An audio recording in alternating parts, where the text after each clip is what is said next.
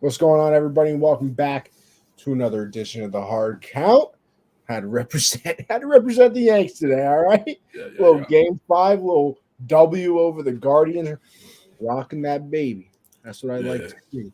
Yes, sir. CJ, I see you're standing this episode. What's going on there? Yeah, man. I'm kind of trying this out now. It's good for your posture. A lot of people do it in the tech field. They a lot of people in the Got office those standing jobs. desks. Yeah, exactly. The standing desks because when you sitting down, like your back, you get you don't want to get that, get that Crocker back. Yeah, you don't want that.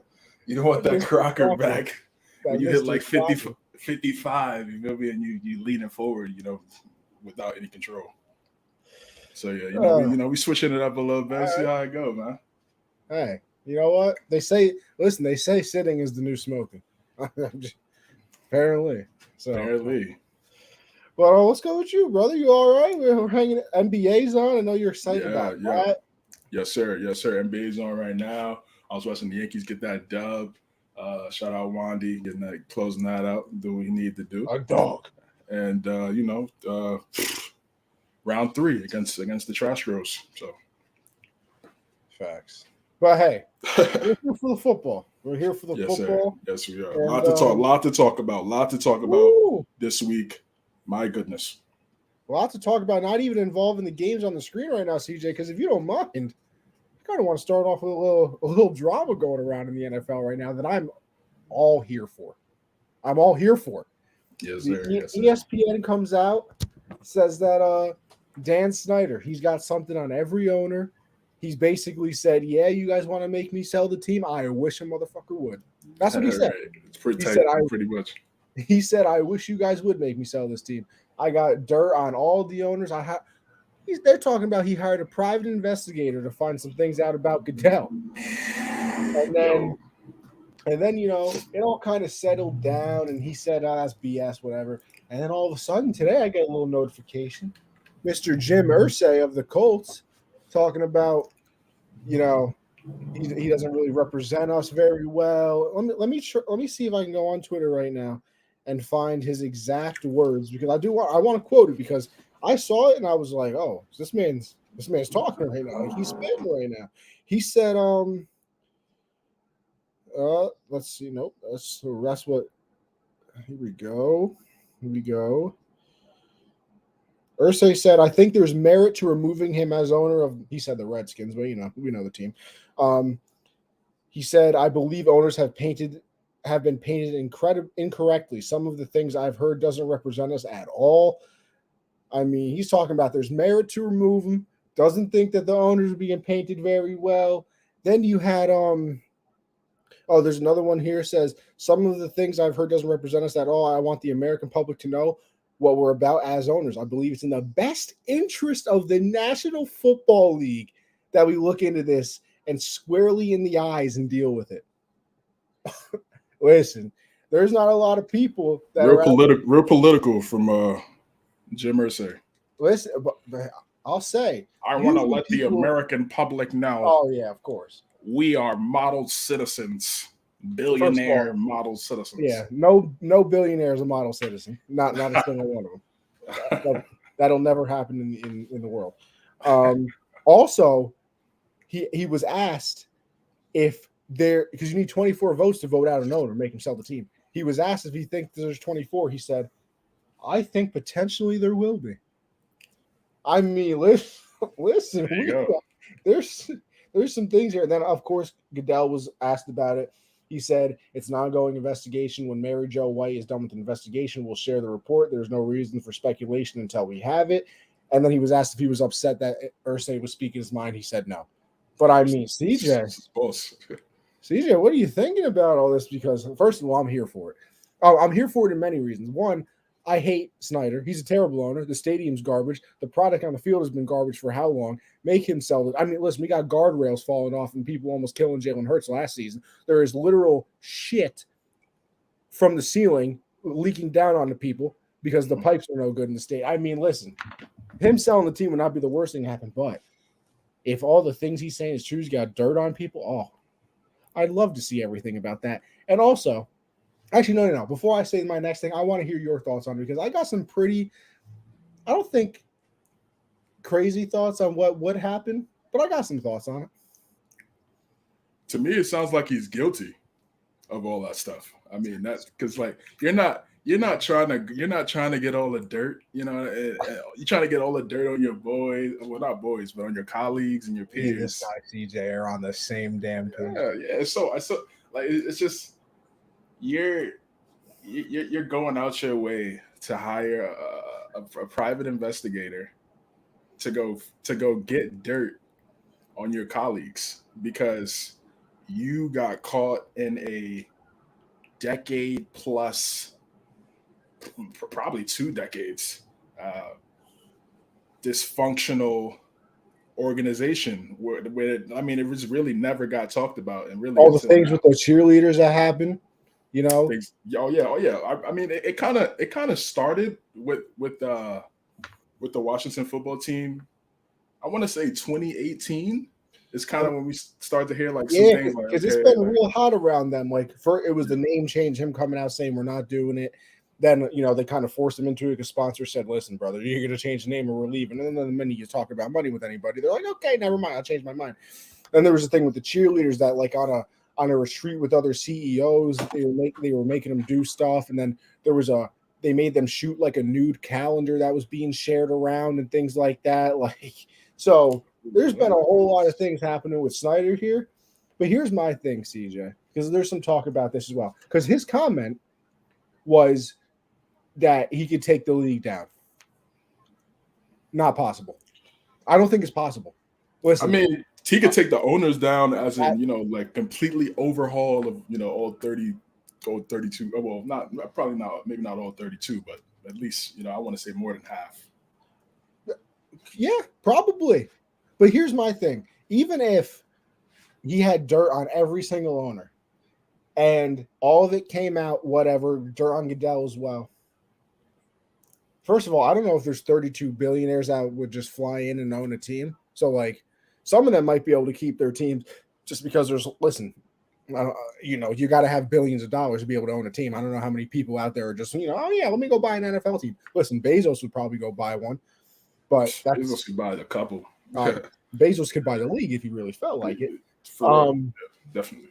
But like, listen, there's the Deshaun Watson thing, 32 like counts, whatever, blah blah. There was a thing that happened with Big Ben all those years ago. Peterson. There's people with evidence. Even Kareem Hunt, the videos, and Ray Rice when there was videos, people still defend them. Like.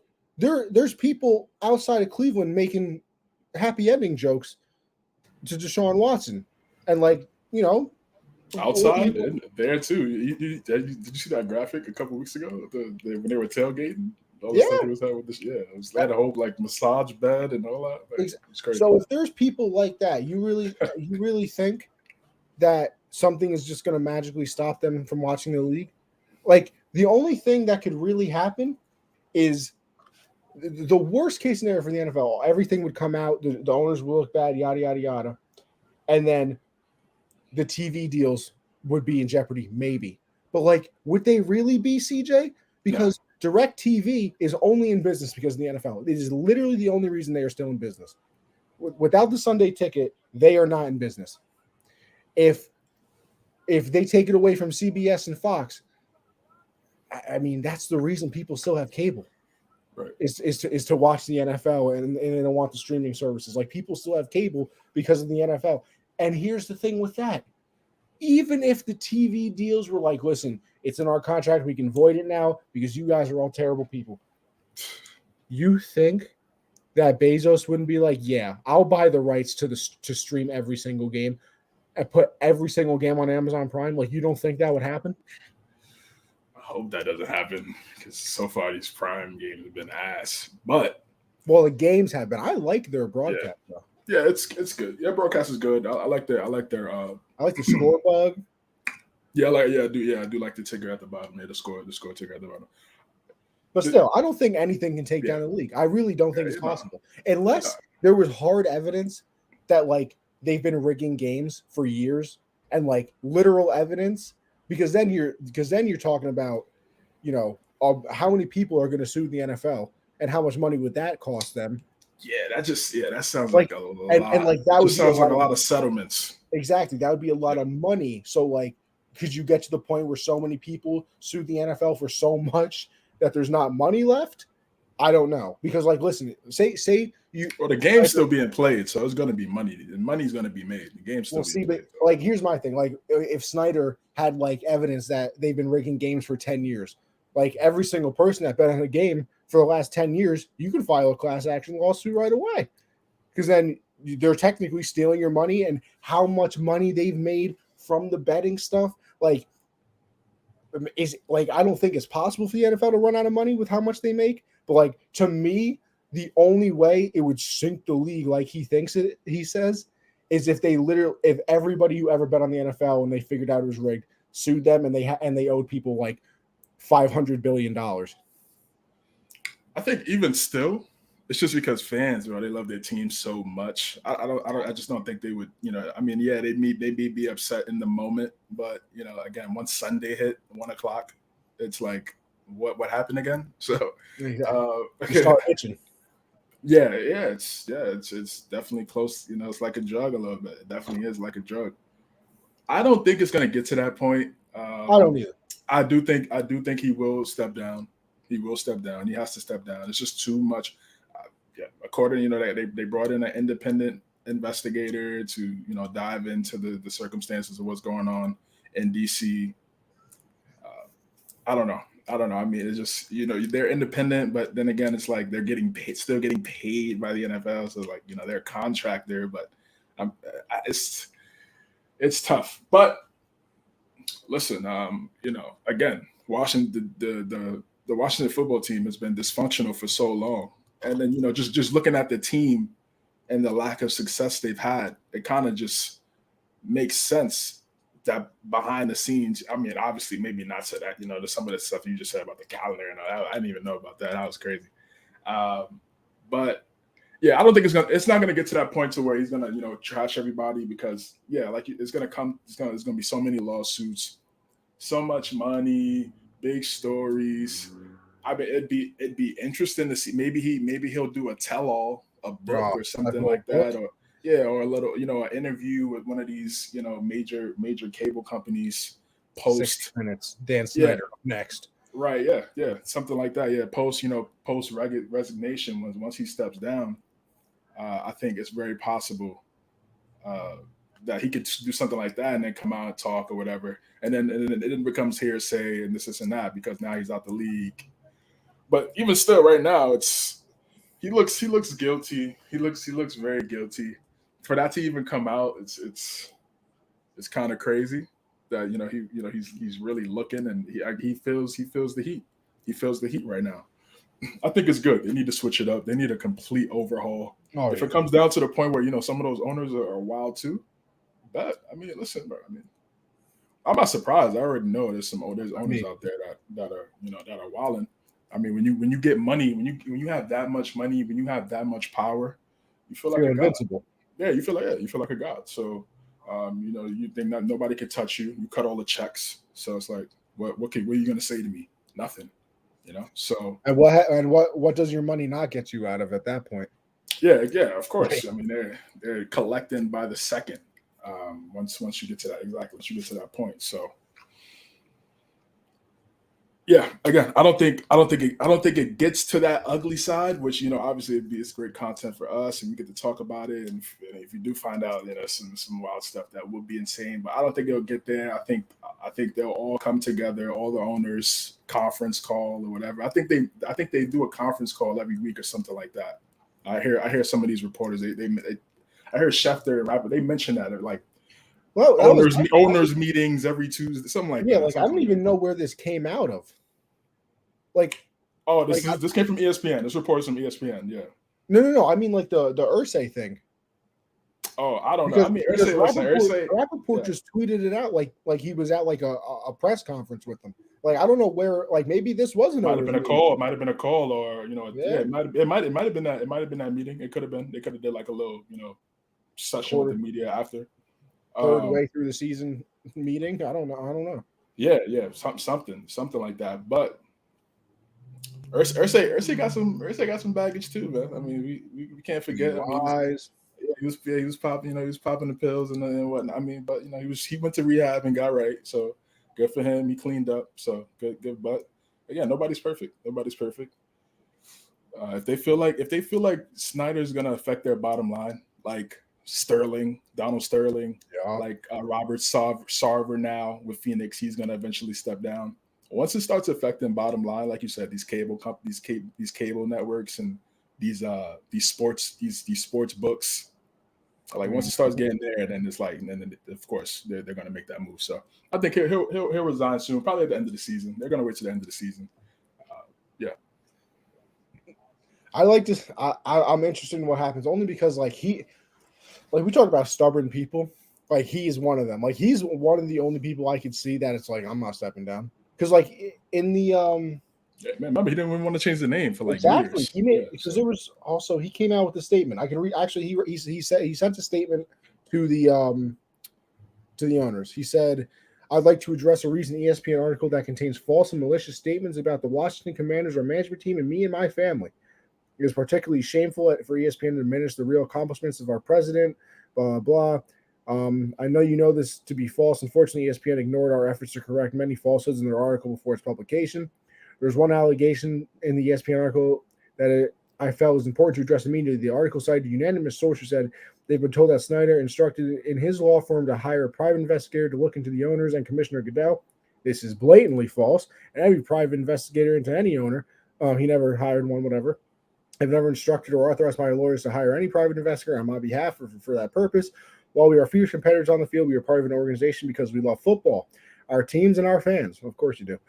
Having the privilege to own a franchise in America's sport is something I know none of us take for granted. Falsehoods or lies being spread about any of our organizations hurts our league and our players and our fans, and we simply cannot let them go unchallenged. Thank you for taking this time to read. If you have any questions, Tanya and I are always available to answer them, and we look forward to discussing these issues with you at the appropriate time. Trying to save face. Someone wrote that up for the guy. He had to put a statement out. I mean, that's a crazy report. That's a crazy report. And it looks very bad. So, not surprised he'd say something, and we're just gonna have to see how it plays out. I'm not going to lie, CJ. I read that report thinking that it was the one that I was actually looking for because I had heard this earlier in the day. This was from a Commander spokesperson before Snyder actually made his comments. This is the one that I find more interesting. Oh, this is Snyder right here? The one I just read was Snyder. This is from a spokesperson. Okay. But I think this, you know how I think it really was? A speechwriter wrote the last one. This is from Snyder. This was the one from Snyder. He said, listen to this. It says, it is highly inappropriate but not surprising that Mr. Irsay opted to make statements publicly based on falsehoods in the media. It is unfortunate that Mr. Irsay decided to go in public with a statement today while an investigation is in process and the team has had no opportunity to formally respond to allegations. The Commanders have made remarkable progress over the past 2 years. We are confident that when he has an opportunity to see the actual evidence in this case, Mr. Irsay will conclude, here's the part that I know Snyder wrote this. Mr. Irsay will conclude that there is no reason for the Snyders to consider selling the franchise, and they won't.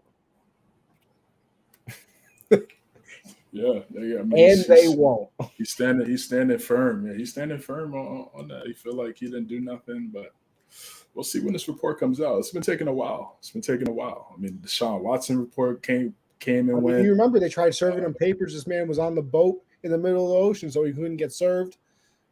Right. Yeah, you're right. Exactly. I do remember that. Yeah, he tried to really finesse. Oh, yeah. He tried to really finesse. And remember, this whole thing kind of like it got popular again because of the Gruden situation. And Gruden was doing the emails with their former top executive. Well, because they were looking into. Weren't they looking into the? They were looking into right, and then they had his.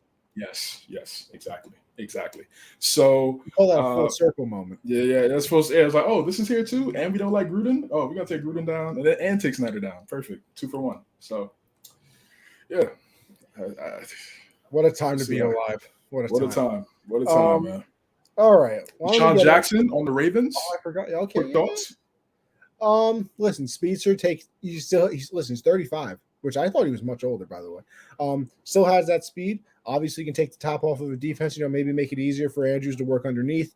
If they're sending him on deep routes that takes, another defender off, being closer to Lamar, maybe it makes it easier for Lamar to get some more scramble yards because they're already downfield trying to cover Deshaun. And listen, they need wide receiver help. It ain't a surprise. Bateman's been out the last couple of weeks, so it's basically Duvernay and Mark Andrews. Like I legitimately don't know other people in their wide receiving corps. Like I'm not even lying. I don't even know names. So when you're desperate, you do a lot of things. So you bring Deshaun Jackson in. Maybe you catch lightning in a bottle. He's going to catch 160-yard pass. It happens every single time he signs with a new team. Every time he signs with a team. Every time. And then he'll back up into the end zone. It's a classic D-Jack. Yeah, D-Jack's a legend, man. He's an NFL legend, not a Hall of Famer, but an NFL legend. And it's a good, it's a nice little pickup. I'm not really that impressed. They need to go get Odell. They got Odell plus Deshaun. I'm like, okay, yeah.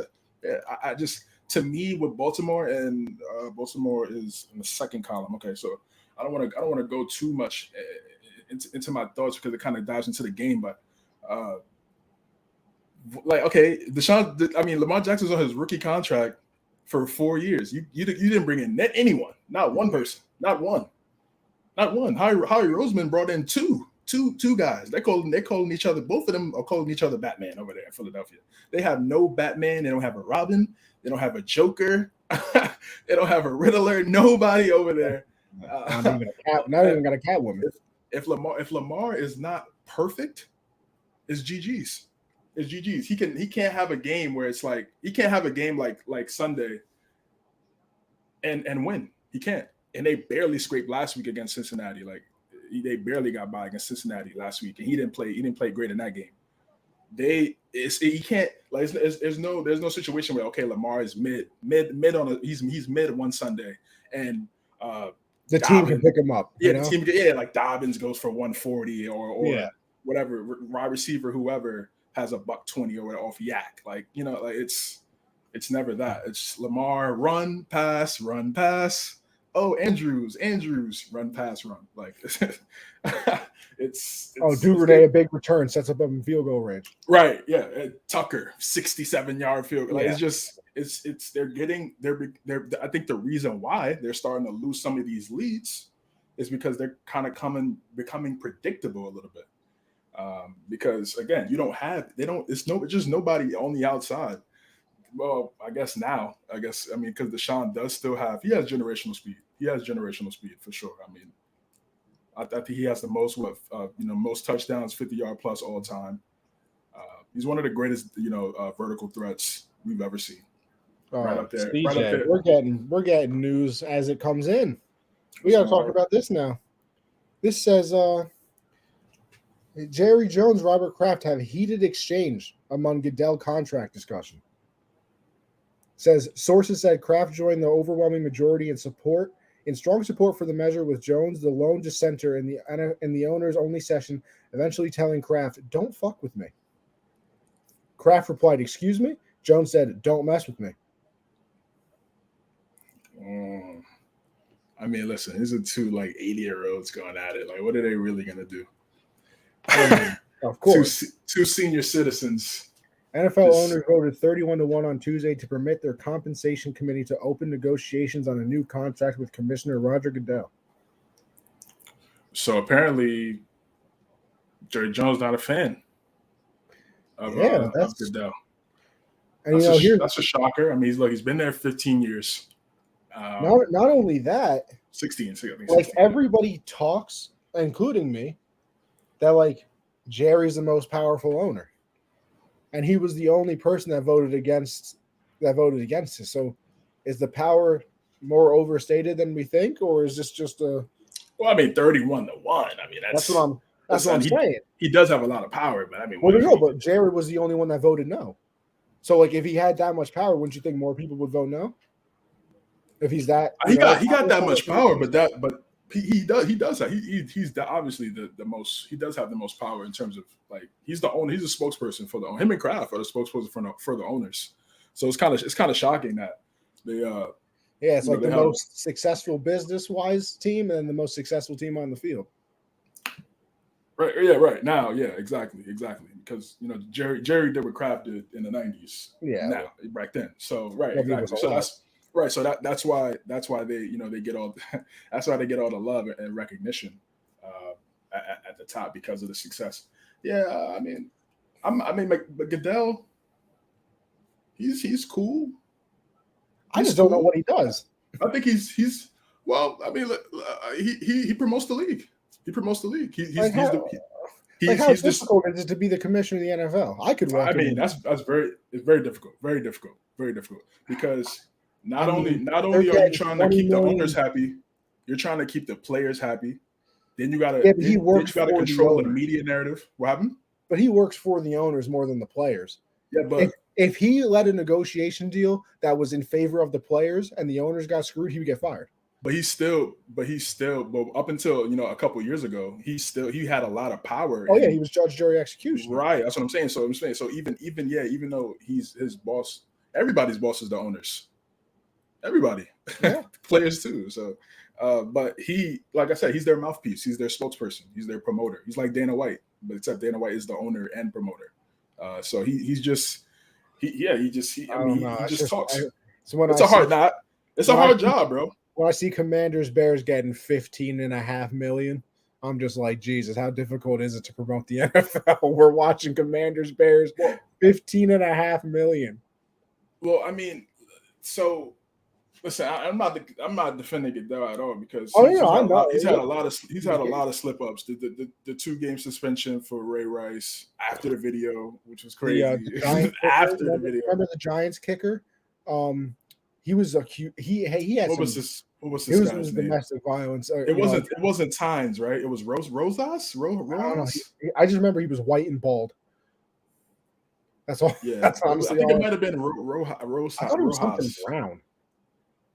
Might have been something brown. I do remember that. That was a few years ago. That was another bad one. Yeah, mishandled that, and then obviously there's questions of number of game suspensions. Depending on the severity of what's his name? Josh Brown. Okay, Josh Brown. Okay, but yeah, and then there's the discrepancy of games. This guy does this and only gets X amount of games, and this guy does this crazy thing and only gets the same or less. Like Calvin Ridley's a year suspension, gambling, and then Deshaun was 6 games. Yep. Yeah. Exactly. So it's tough. And when he first got there, the league was definitely different, bro. It was different. It was a lot of guys getting locked up. It was a lot. Yeah, bro. I remember there was a lot of guys getting locked up, man. It was bad. The league was looking bad before he got there. When Tagliabue left and Goodell got there, he helped change the league a lot. He changed the culture in terms of the TV deals that they've been able to acquire now with the sports books and all that. So I want to give him credit. He's not perfect. No man is perfect. But CJ, I mean, I am right here. but listen, yeah, Jerry. I know Jerry. I would want to know why Jerry's not a fan. I mean, he's made Jerry so much money in these last 16 years. I don't know. Listen, all right. That was we got into a lot there, huh? We haven't even talked about the games. Into these games. It's a wonderful place. You could do a 24-hour live stream on the NFL and you still wouldn't cover everything. It's unbelievable. It's unbelievable. Unbelievable. Thursday night, we don't even gotta go into this game too much. No, not at all, because there are actual games on here that I want to talk about. We can skip right over them. But the Thursday night games have been so incredibly bad, I just don't know what I'm watching. Like, I think that was because the Bears scored a touchdown, right? That's how they got. I mean, yeah, they had to. That's how they got 7. And the Commanders kicked 4 field goals. That was like the first touchdown that was scored in 180 something plays. I don't know. It was on like the Thursday night games have just been bad. And honestly, when I looked at them, originally, because I remember before the year started, we looked at the Sunday night schedule, the Monday and the Thursday. I was like, damn, Thursday night games might not be too bad. And then again, I don't think anybody knew that the Broncos were going to be absolute garbage. But yeah. So listen, the only thing that comes out of this to me is that Wentz is out 4 to 6 weeks with the broken middle finger. I mean, listen, the Commanders kicked 4 field goals. He had a 12-7 win over a Bears team that isn't very good anyway. I don't know what Fields is because he doesn't have any line protection and he doesn't have anybody to throw the ball to. So people complain like, oh, he's only passing the ball 20 times. Well, yeah, he's only passing the ball 20 times because honestly, in my eyes, to their credit, they're probably trying not to get this kid killed. Like, right. We saw the Colts. They were passing the ball 55 times with Luck, and they had no offensive line. And look where Luck is. Man looks like a skeleton going to Stanford games. So maybe they're just trying not to get him killed before they can be like, listen, let's put some money in the O-line and some draft picks here. And, we'll save him for a couple more years. And then, listen, Carson hasn't been good at all on the Commanders. You had Rivera come out. You had Rivera come out and say, like, oh, it's BS that you guys are doing this to him, that, you're making him look bad in the media. Ron, you were the one that was asked, why are all the other teams in your division succeeding? And you said one word, quarterback. Yeah, that's what I'm saying. Like, what? Like, when you were saying that, I was like, what is he talking about? And then he blamed everybody else. Oh, I'm the one that watched the damn tape when he was in Indy. Well, I would hope so. You're the coach of the team. So yeah, you watching tape. Congratulations. But yeah, Wentz is out. Heineke's in. Both of these teams suck. Like what? I mean, I don't know.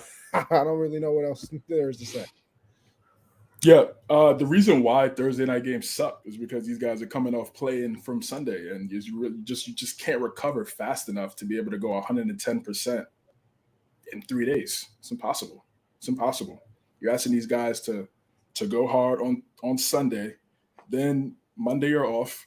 Tuesday, you get back into practice. It's not. You don't even practice Tuesday and Wednesday because Thursday you have to get ready to, do work. So that's why the product is so bad. It's because it's right in the middle of the week, and you just can't do that. Even college football. Also just doesn't help when you're giving us Commanders Bears. Like that was never going to be a good game. It could have been played at 1:00 on Christmas Eve. It would have been terrible. It was never going to be a good game, but I think it'd be a better game. Oh yeah, I can agree. Than what we got here. But with both on top of that, yeah, of course, we're going to get what we got. So yeah, these players, man. I mean, they talk a lot. They come on social media. They come on Instagram, Twitter.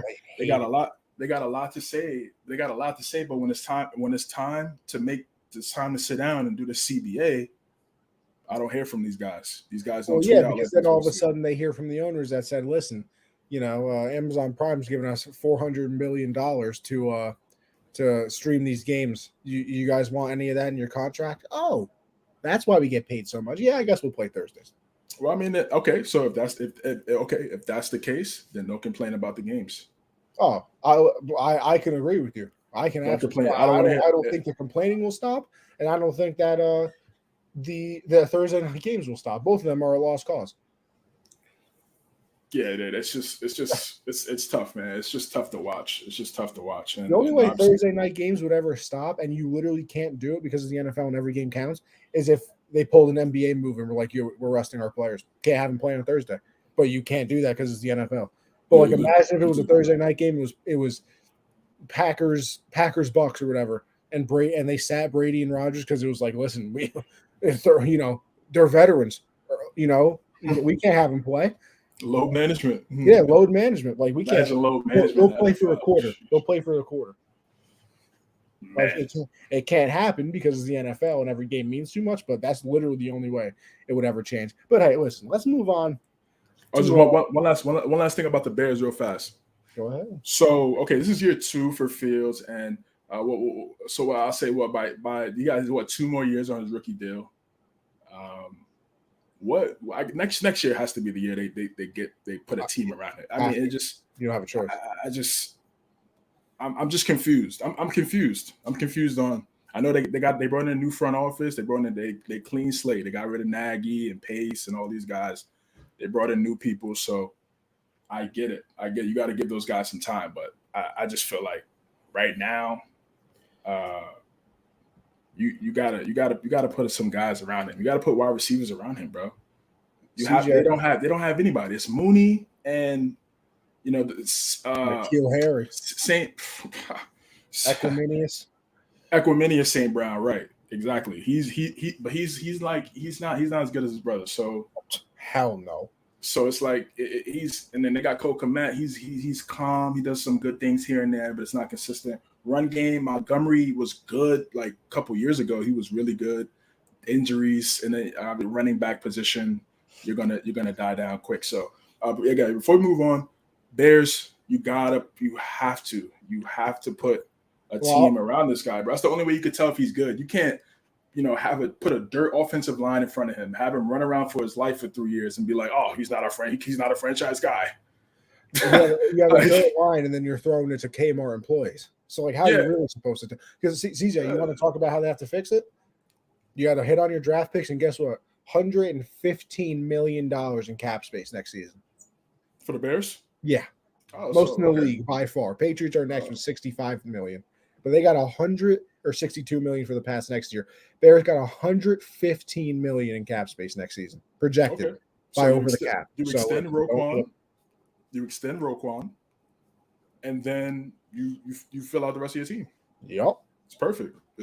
So all right, cool. So now that I know that, now I'm not going to mention it no more about them building around him now, because now they got the cap space. So now next year, come off season, now we're going to see what they do, who they pick up, who they try to acquire, who they draft, like you talked about.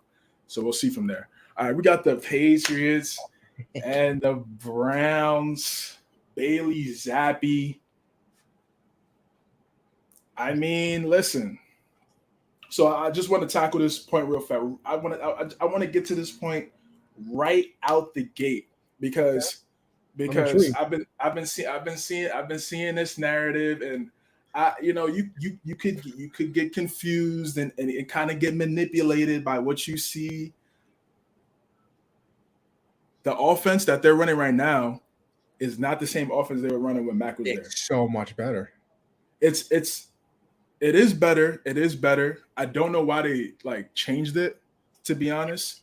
All they had to do was just add to it. It wasn't like our offense was deprived of wide receivers. The run game was fine. So to switch the run scheme from from a power run scheme to zone, it didn't make sense to me because the running game wasn't our problem. That wasn't our issue. Our issue was what was going on the outside. So yeah, Bailey Zappi, he's coming in there. They run the ball. They run the offensive line. The offensive line has been spectacular. The offensive line has been. I mean, Isaiah Wynn every once in a while. I'm like, bro, come on. But outside, Cannon comes right in. It doesn't even lose a step. Yep. Offensive line has been amazing, man. I mean, it's Andrews, all the Cole String. Listen, hey, we criticize, and sometimes most of the time it's always warranted. It's always warranted because we back it by facts. Draft him. Bill did a pretty good job. Bill did a pretty good job. He's done a pretty good job this year with the draft pick. Strange, Jack Jones, Tyquan, Marcus Jones on special teams and kick return. That's pretty good. That's 4 guys right there that are playing and contributing on a team for 4 rookies that are playing and contributing on a Bill Belichick led team. That says a lot. He's been good with those linemen and corners. The in between positions, right? Wide receiver. And obviously, was this Thornton's first game? This was the second game. Second game? Yeah. So listen, obviously we got to see, one good game. I'm happy for it, but I want to see it continue, obviously. Oh, right. And then so right, yeah, the offense is very different. Bailey Zappi, listen, man. The quarterback controversy thing. I'm not really buying into it because I'm not either. He's only played a couple games. We played the Lions and the Browns, and I know the Lions have the Lions have definitely showed more life than what they've had in years past, which is great, which is cool, much more competitive. But I mean, they came up to the Borough and got shut out. Like, but like, here's my thing. Yes, we give wins and losses as the team to the quarterback. Fair or not, guess what? It happens. Have you ever seen wide receiver wins as a stat? No. Quarterback wins, everybody keeps track of. Brady winningest quarterback. All right. So if we're going to do that, let's do it. Yeah, fine. They played the Lions. CJ, I got a question for you. Worst defense in the league. Who would it be? Yeah, Detroit. They're right there. Okay. 35 points a game they were giving up. The Patriots scored one offensive touchdown in that game. One. They got they got a bunch of field goals and they block a kick, right? Or a fumble six? Fumble six, yeah. Fumble six, goals, pick six. I think Jack Jones had a pick six. And Zappy threw one touchdown pass. And Zappy threw one touchdown. Ramondre had two tutties, I believe. Yes.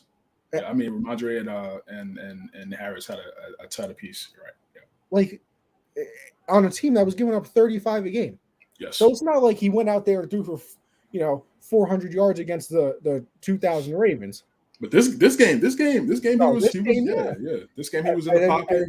And here's my other thing. The Packer game, they kept it close. Yeah. First of all, we kind of seen what the Packers are now. I don't think it's very, very pretty. But also, the Packers are going into that game. They probably don't even know who Bailey Zappi is. He's the third string quarterback on the team that you're playing. He's the backup for that game technically because Hoyer was in. And then all of a sudden he gets hurt. No tape of him exists. None. No tape of him in the NFL exists. And honestly, in that game, he didn't do anything. We saw it in the overtime. He didn't do anything. And then you go play the Lions. That's his first start. Once again, you have no tape on him. And then, and it's the worst defense in the NFL. And then you go play the Browns, who honestly, listen, they got Myles Garrett. Myles Garrett is 2 weeks off a car accident. He was getting X-rays today. So they had a good game. And listen, I'm not even a Mac defender. Everybody knows that. Lego man for the first, year that he was on the team. But who'd he play? The Dolphins. Their defense is pretty solid. Pittsburgh, Ravens, and Baltimore, right? Yeah. Their defense is good. The Ravens. I mean, the passing defense is pretty bad, but I mean, that they can compete and put up points with you, and those were the first 3 games of Matt Patricia calling plays in the NFL. So, the only thing I want to say when everybody talks about a QB controversy and stick with Zappy, just look at circumstances. That's all I'm saying. I'm not saying one is right. I'm not saying one is wrong. And honestly, I think they might pull a little. It's different because Dak was always getting his job back. Cooper Rush was never stealing that job. But I could see them pulling a little Dak Rush situation because if you heard Dak, he said, if it was up to me, I would have played this week against the Eagles. But Cooper Rush just beat the Rams. So, hey, let's wait until you're A+++ to come back because he said he was at an A and he wanted to get to an A+, but he could have played. So I think it's a whole situation of, Bailey Zappi just won a couple games in a row. And then, if he goes out, has one game where they lose, he throws 2 interceptions, 220 yards, they lose by a couple touchdowns. Oh, Mac is fine now. He got his job back. I think that's what it is. Listen, I don't know the severity of his injury. I think they said grade 2 or might have just been high ankle sprain. I'm not sure. But it doesn't matter because the Patriots play complementary football. So it really, in a way, it doesn't matter who's in there because they play like a team all together, all 22. So I think, when Matt comes back, they need to just stick to what they were doing when Bailey's in there because switching it up and making a whole new offense, and you're a brand new coordinator. I didn't understand. I didn't see why that made any sense. The one thing I was impressed with on Sunday from New England as two things was one, the tight ends got involved. Jonnu Smith had a big play. That was the biggest play of his career as a Patriot. No doubt. That was the best play of his Patriot career. So that's we're talking about what 23 weeks. Yeah. So Henry's finally got involved, had a touchdown. He kind of got involved a little bit in the Lion game, but now more so. Yeah, so I'm like, yeah. So it's like I know we're not the Bengals, but the guys we got on the outside are not not like as bad as like 3 years ago. No, like Jacoby Myers is a good possession receiver. Bourne got hurt. I don't know what's going to happen with that. We'll see. I saw something that he might be on the trading block. I don't agree. I think it would be stupid of them because he was actually good last season, but whatever. I'm not sure. We'll see. Devontae Parker is coming along a little bit. To me, he's like a he's a 50-50 ball guy. You gonna say Pasco? Tell me he doesn't give you the same vibes of when Josh Gordon was here. Yeah, that's his role. Yeah, that's kind of his role. Big body, like not good Josh Gordon, obviously, but Patriot Josh Gordon. Patriot Josh Gordon. Yeah. Yeah, but big body possession wide receiver. Could catch the 50-50 balls, and get those catches in traffic because of his size and his frame. So I like he's coming along well. He's coming along well after the first 3 weeks of him barely getting the football. That's good. Ramondre looked solid. I mean, he didn't have a crazy yard per game type thing, but it was still a really good game. He had one that broke out for 40 something early in the game. Defense, and then the 3rd and 10, exactly. Yeah. And then the 3rd and 10. The defense is good. It looks good. I'm impressed, but I'm not overly impressed because again, we got Tua, Trubisky, Lamar, and they Goff, gave Rodgers. They gave exactly. And that's like Lamar had 5 touchdowns, right? Rodgers. And they gave up 27, which it doesn't even look like they're capable of scoring points anymore. Yeah. It was a close game though. It was a close 24. I feel like 24 is the magic number to get. Once you get to 24 in the NFL, you should be in a good spot. Just look at these scores right here, like 26. Scores. Like scoring is the lowest it's been since like 2015.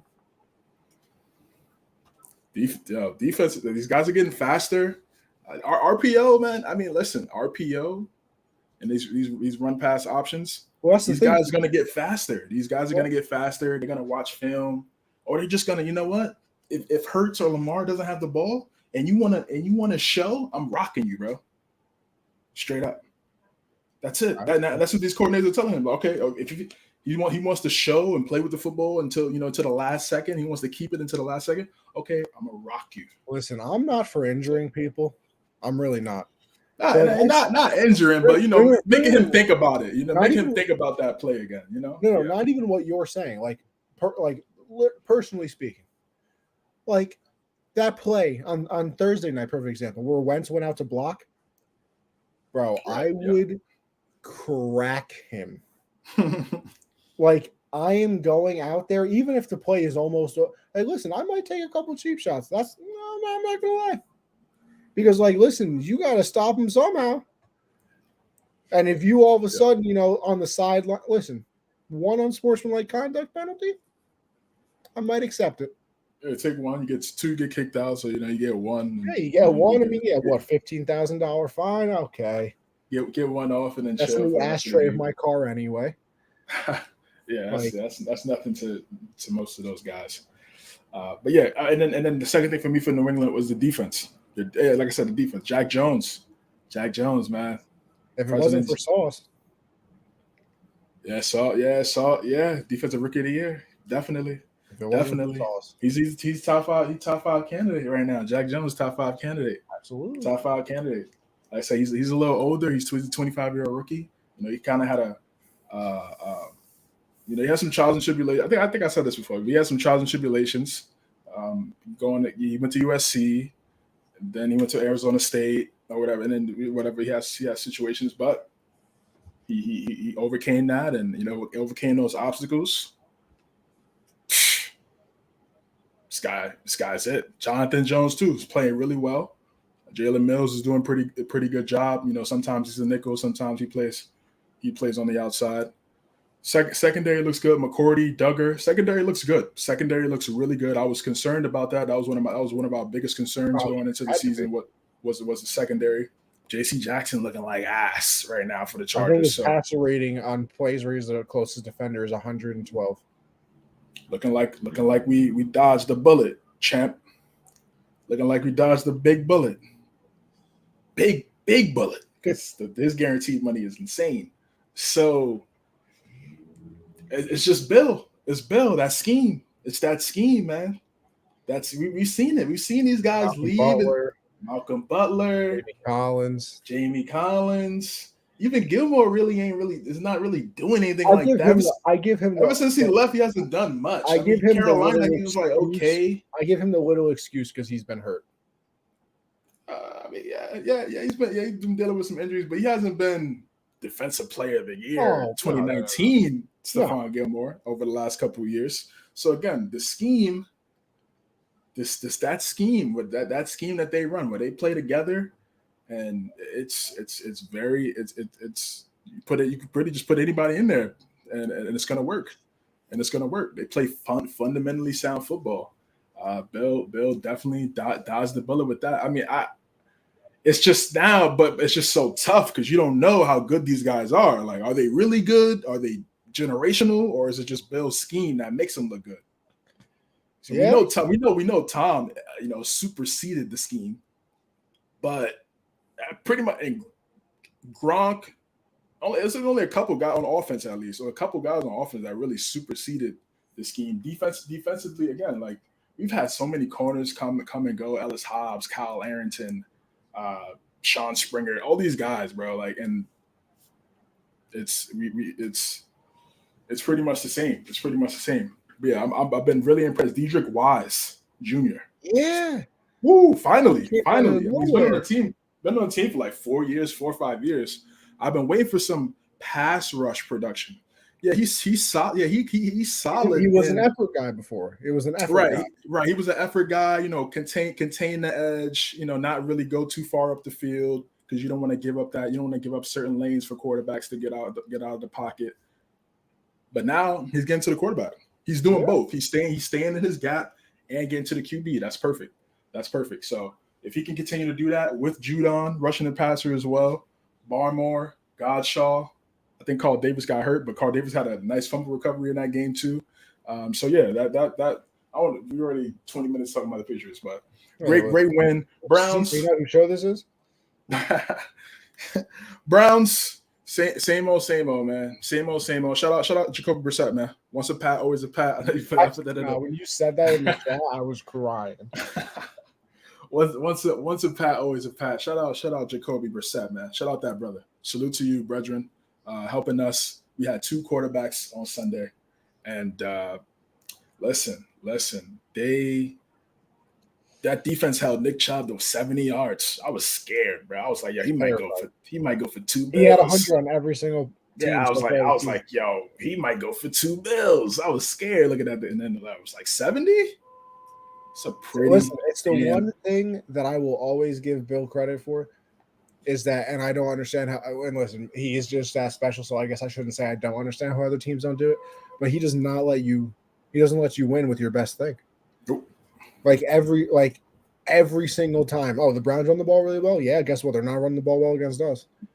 Like it's like the only way you can really do it is if I guess, maybe you have 3 very good wide receivers, or like your special quarterback, like Allen, or Lamar Jackson. He struggles against mobile quarterbacks. Mobile quarterbacks, an unbelievable talent. Like Mahomes is always pretty good against them, and Lamar, Cam Newton was good against them.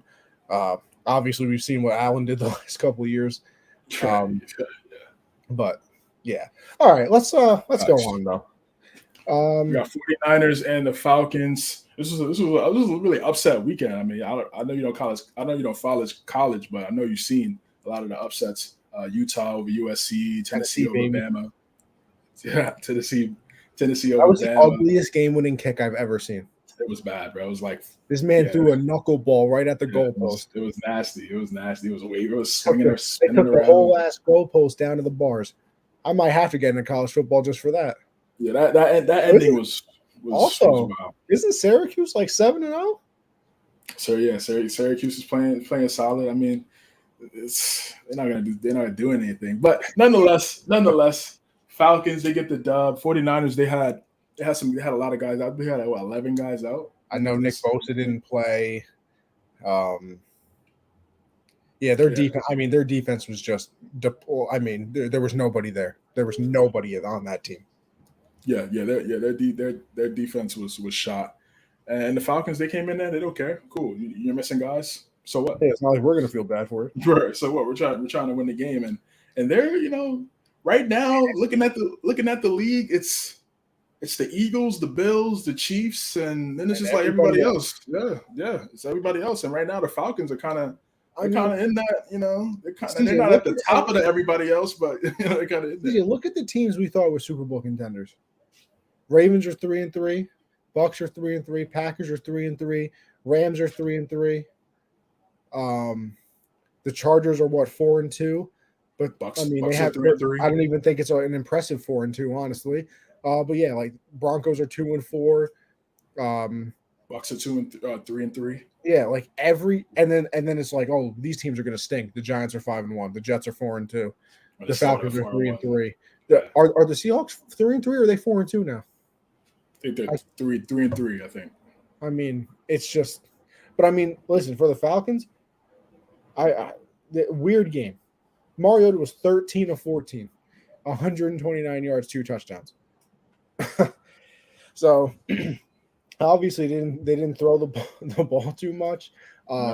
They kind of went with running back by committee since Patterson got hurt. Caleb Huntley had 16 carries, 59 yards. Tyler Algier, I don't even know how to say his last name, honestly. 15 carries, 51 yards. Mariota carried it 6 times for 50. I mean, their leading receiver had 58 yards. Kyle Pitts actually scored a touchdown.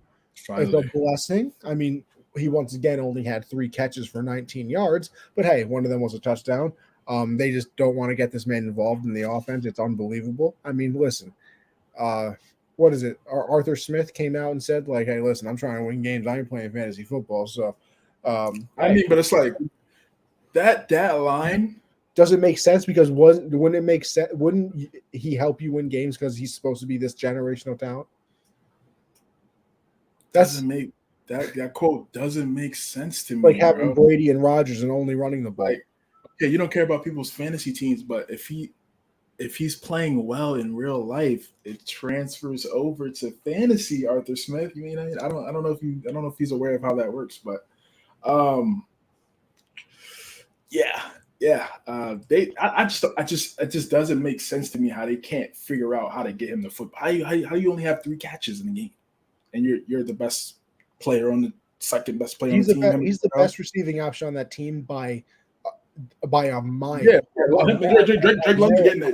Yeah, Drake London getting there though. Drake London is he's gonna catch up. He's gonna catch up. But see, we say that, but the production isn't there. Like we know Kyle Pitts is talented as hell, but I mean, I know he had 1,000 yards in his rookie season. Him and Mike Dicker are the only ones to ever do that. But it's special. And they had like 1 touchdown. Yeah, the whole it was in the London game. It was in the London game. How do you have 1 touchdown in 17 games? How's that happen? CJ, you want to know what it is? I think it's the Falcons. Because, like, wasn't it always weird that Julio never had, like, 15 touchdowns a season? Wasn't it always weird? Like, they would get into the red zone and everybody's like, oh, Julio on a slant route like they did with Gronk for 85 years, or Randy Moss, or what they do with Kelsey. And then it would be like, oh, they're throwing it to Mohamed Sanu. They need to find they need a franchise changing coach, then get a quarterback. I guess you can't really blame Smith though. They're 3-3. I thought they were going 1-16. No, yeah, I thought Falcons, Bears, and Seahawks were going to be the 3 worst teams in the league, and they're all like. I mean, besides the Bears, actually. Yeah, besides the Bears, yeah, but they're all like right, kind of okay, mid to. What's good, yo? Vince, what's going on, brother? How you doing, man? Going on, there, brother? What's good, man? But yeah, good win by the Falcons. It doesn't hurt San Fran too much because the NFC West is garbage. Terrible. Yeah, it's terrible. So, speaking of the NFC West, we got the Rams versus the Carolina Panthers. Rams trying to come back and get back in the win column after a couple L's. Took a L to the Cowboys last week. They go up against the PJ Walker led Carolina Panthers. I believe Who then McCaffrey got hurt in the game, by the way. who then got McCaffrey's out of this game, right? No, he played. Oh, he played. Oh yeah, that's right. Big day. He had a big day for my fantasy team. I don't know. CJ Must have been thinking about another player. Mind-boggling proposition here. Mind-boggling. I know it is. They finally threw Christian McCaffrey the ball a lot. I know. Listen, I know it's kind of hard to believe, but he's pretty good at football. And don't get me wrong. I understood you're trying to not give him. They don't want him to play 100% of the snaps like he did in his first 2 years in the NFL. That's not what I'm asking you to do. But when he's touching the ball 5 times in the first half of a game, you're an idiot. You're an absolute idiot. Yeah, in this game, 13 attempts, 69 yards on the ground, 8 catches for 89 yards. That should be it every single game. Every single game. And it's not even like they have anybody else on the team that's gonna take some touches away from him. They literally need him as much as possible. Him and DJ Moore. They need him even more now. Robbie Anderson's a Cardinal. So and then that kind of boiled over there on the sideline. Yeah, he was on a trade block before, but then that happened. Then it's just all right. Yeah, it was just and then they lost Marquise Brown, so it was a perfect fit. Good win for the Rams. It's like a congratulations, you did what you're supposed to type of situation. You know what I mean? Yeah, this is a get right game. This is a get right. Yes. Game. You see the Panthers on the schedule after you take a couple hours. Like, oh, Carolina. Oh my God, they suck. So I love you, Josh. Damn, but they're not good. And again, they're another team. Matt Rule got fired after our show, right? I believe so. Yes. That's a great question. He did. He got fired after our show last week. So yeah, they don't. Steve. Yeah, he did. He definitely did. Steve Wilkes is interim head coach. He's get an opportunity to show himself after. They were 1-15. Arizona were 1-15 when they had Rosen in there. Sheesh. It was bad. So it was not good. So this is a get right game by the Rams. I'm not overly impressed. Good win. Good win. All right, this was the game of the second best game of the week. Yeah, second best game of the week. We got the NFC East showdown between two stacked NFC teams, the Dallas Cowboys and the Philadelphia Eagles. Philadelphia Eagles came out. They started off playing well, like they always do. They're really good first half team. Ran the football well. Was moving the football down the field, and Cooper Rush looked human. Also, guys, that's sort of my podcast. By the way, the Eagles are playing they're the best team in the NFC as long as Nick Sirianni does not be complacent with his play calling. I don't think I have an argument with that. They're the best team in the NFC right now. No doubt. No doubt. I don't think CJ, I'll throw this in there. I don't think it's close.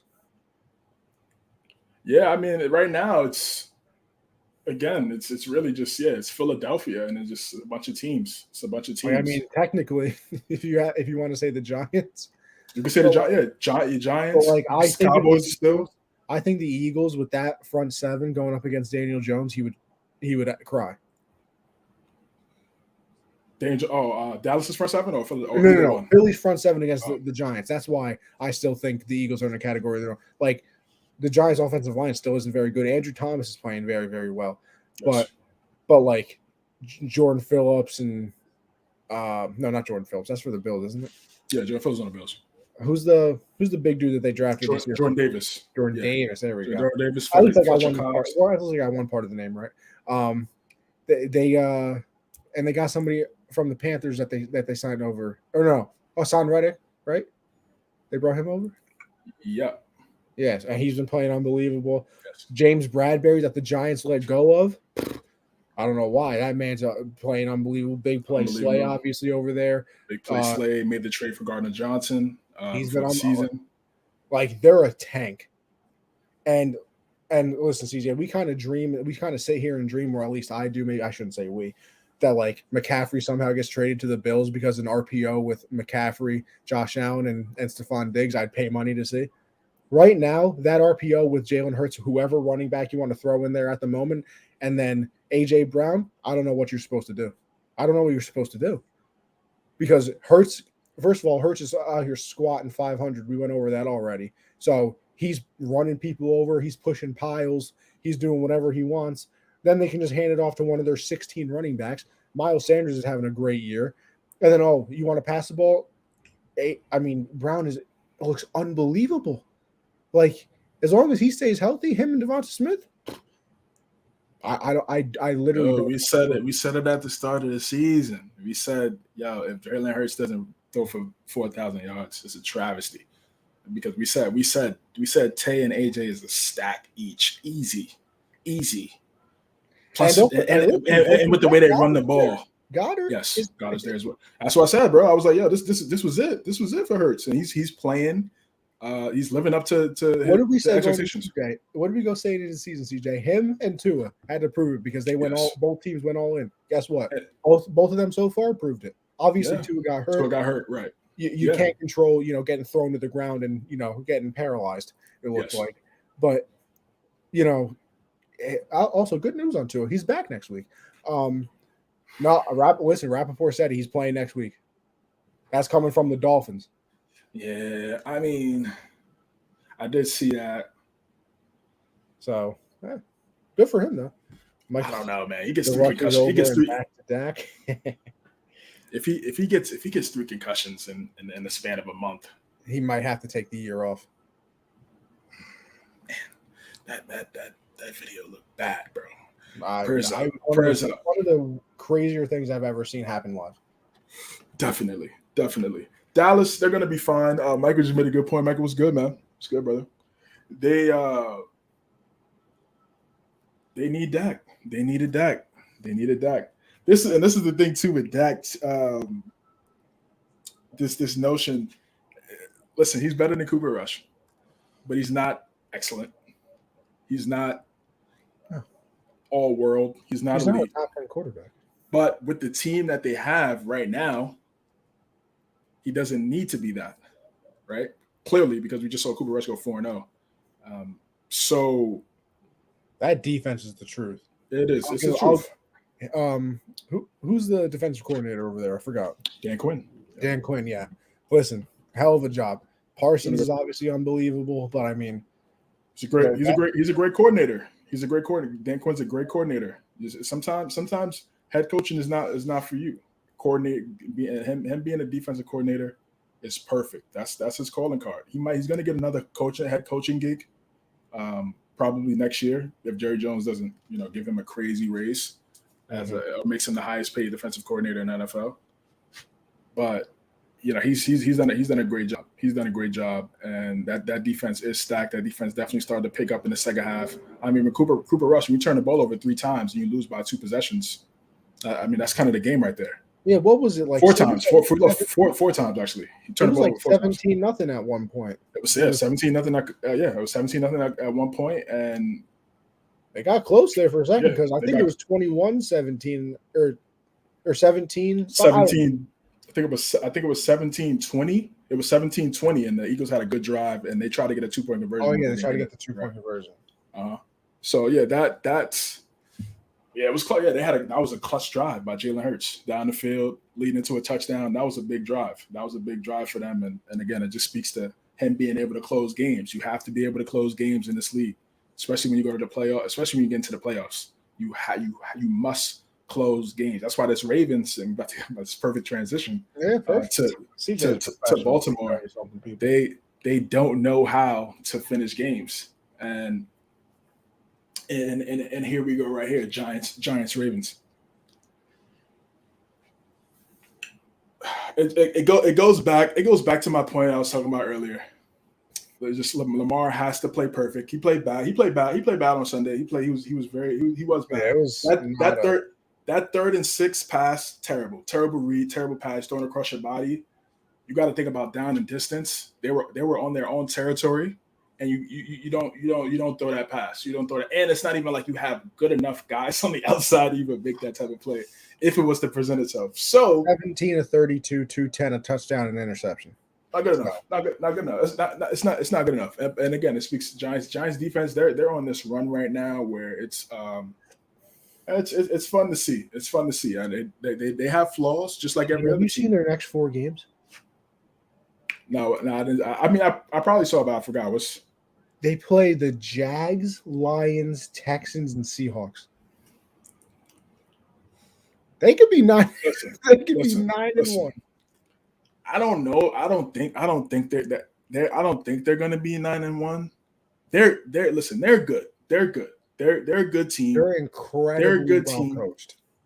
They're incredibly well coached. I agree with you. Night and day between Daboll and Judge, literally night and day. Unbelievable. I will give you that. They are definitely well coached. Situational football. They know how to close games. Saquon, he could have scored that touchdown, but he went down. Beautiful, perfect. Unlike what Chubb did against the Jets. Unlike what Chubb, yes, exactly. So the coaching is there. That's coaching right there. On Monday when the team that's probably the number one thing they looked at on Monday when the guy's going for film. Saquon, taking the knee and sliding right there in front of the one. Let the clock go down. GG's. You don't want to give Lamar Jackson the ball again and try to make up for what he did in the last 2 possessions because he threw a pick and he fumbled it. So yeah, Giants, they're on this run right now, and it's fun to watch. It's good for the city. It's definitely good for the city. Both New York football teams are playing well right now. Knicks play tomorrow, first game of the season. Yankees in the ALCS. Rangers are undefeated. So Rangers out here bodying people. Yeah, exactly. We're going crazy. So listen, Ravens, they need to learn how to close games, bro. This is getting kind of bad. It could be 6-0 like Philadelphia right now. Easily. They should be. Easily. I think they've been winning by double digits in every single game they've lost. Every single game they've lost. And this is what I mean too, when I'm saying like you need talent, bro. You need more talent around Lamar Jackson because again, you could put other like when Lamar doesn't have it going, or say Lamar makes a bad pass or something like that, you can have a guy that can make that catch, make that play, go get 70-yard touchdown. So even if the other team, even if they have some momentum, say they had 2 really good drives and now they're only down by 10. And Lamar's not on. He's not on. He could hand it off to if he was handing it off to a Chubb or throwing it to an AJ Brown or somebody like that could take that. Those are the type of players, in addition to the quarterback, extend drives. They don't really have players like that outside of Lamar that extend drives. So they're struggling. Granted, it's not hurting them that much because one, they have the win over the Bengals, and the Browns sell every single Sunday. Steelers aren't good. Yeah, and the Steelers aren't good despite last week getting the dub. So they're not, them losing these games, it isn't hurting them that much, but then it is hurting them because you're not taking advantage. You're not taking advantage, and when the playoffs come around, it could create a bad habit. And in the playoffs, when it's just one game, that's it. There's no next week.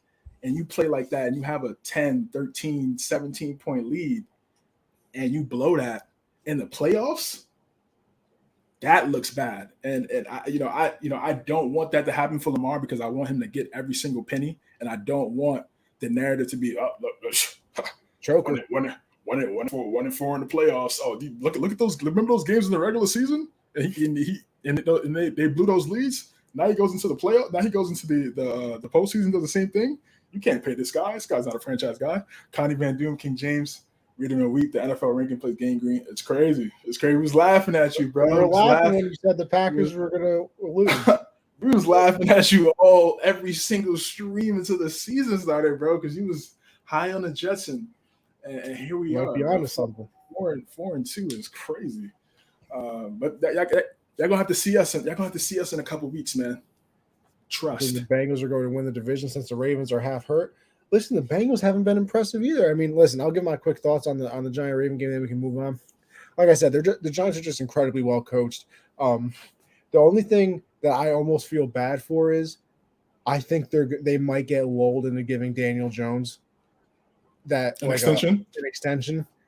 And I'm telling you right now, you cannot let that happen. I would franchise tag him and give him the $25 million a year for that 1 year before I extended him. Yeah, I think they do that. And right. listen, they're in cap hell sort of, so like I don't know how like what their money's looking like and everything, but you cannot give Daniel Jones an extension. Listen, I know this season's very good. I know they've been playing well, whatever.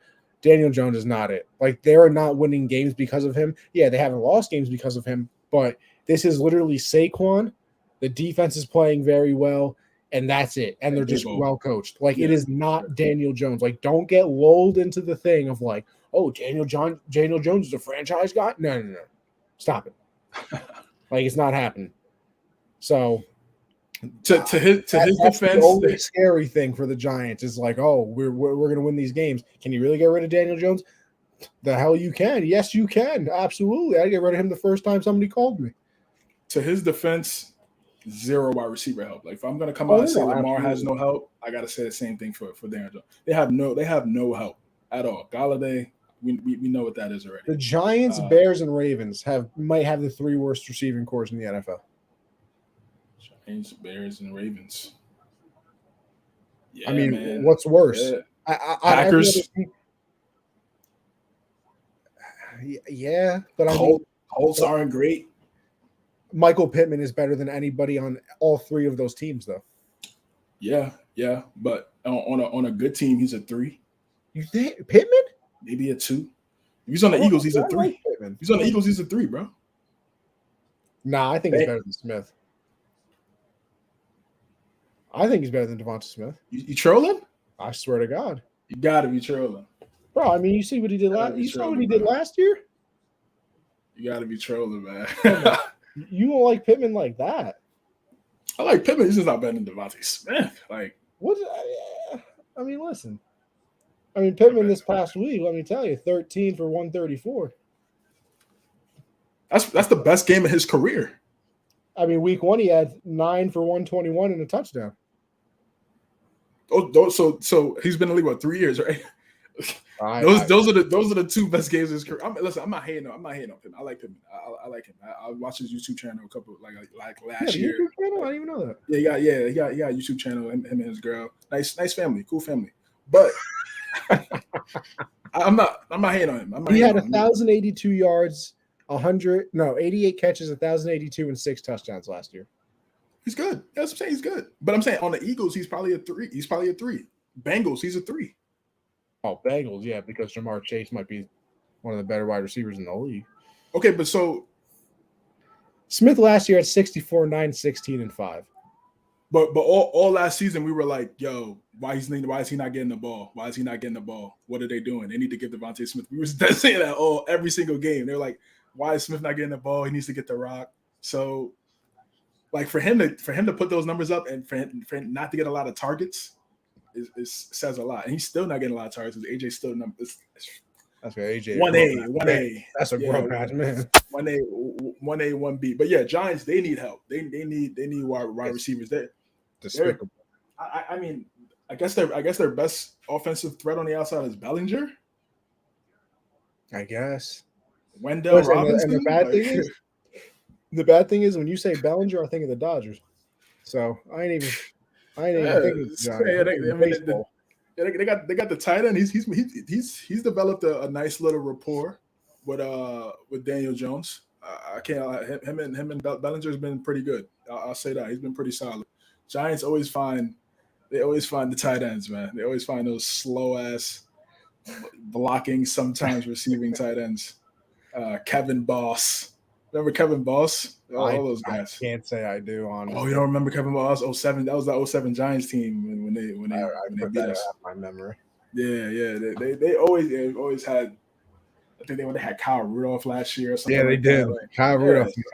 Yeah, so they always get these slow, tall ass tight ends that block and receive. So they need more. They They need more help for Darren Jones. Like I think they're gonna tag him, and then try to get somebody. I think Odell coming back. Maybe not this year, because I would like to see him on a better. I mean, but then again, they're 4-1, 5-1. So it's like, it's weird. Listen. I mean, you gotta start showing respect. I mean, yeah, you got to. You have to. I mean, I just guess like I feel like.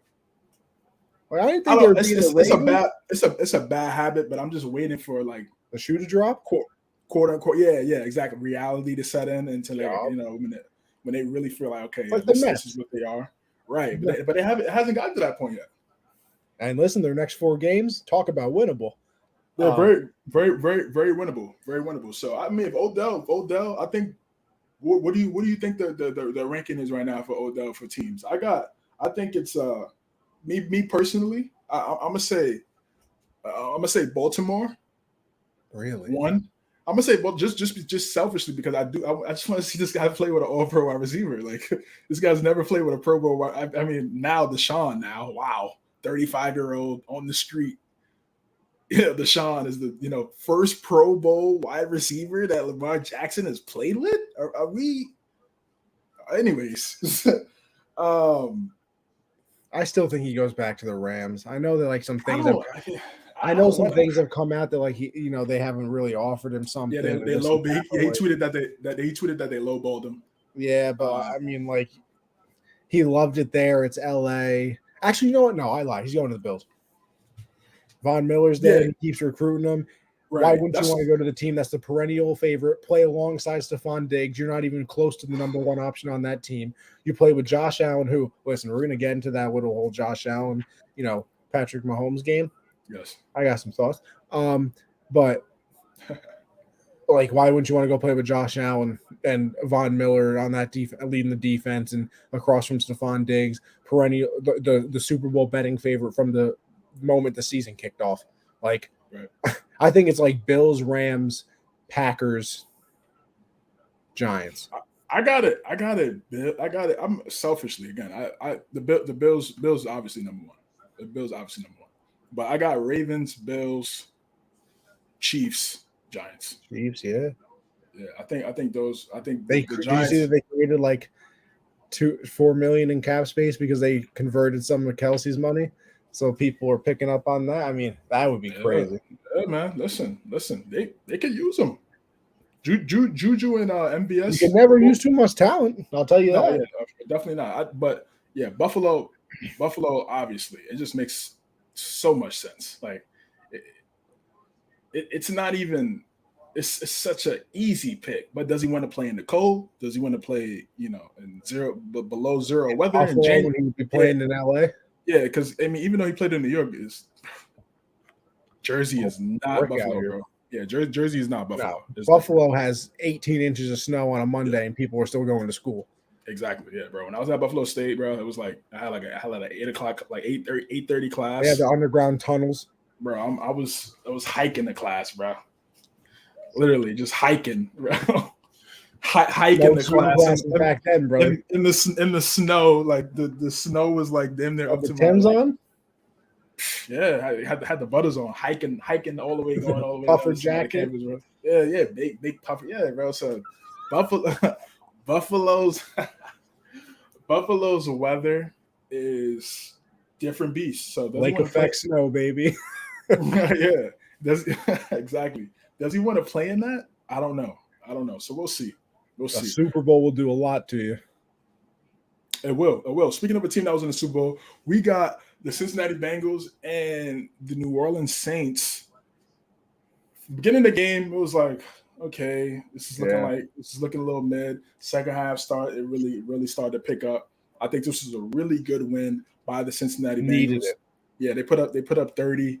Have they put up 30 yet this season? Outside of this game, it doesn't feel like they have. If they have, I'm trying to think of top. I don't think they have. I don't think they didn't in that Ravens game.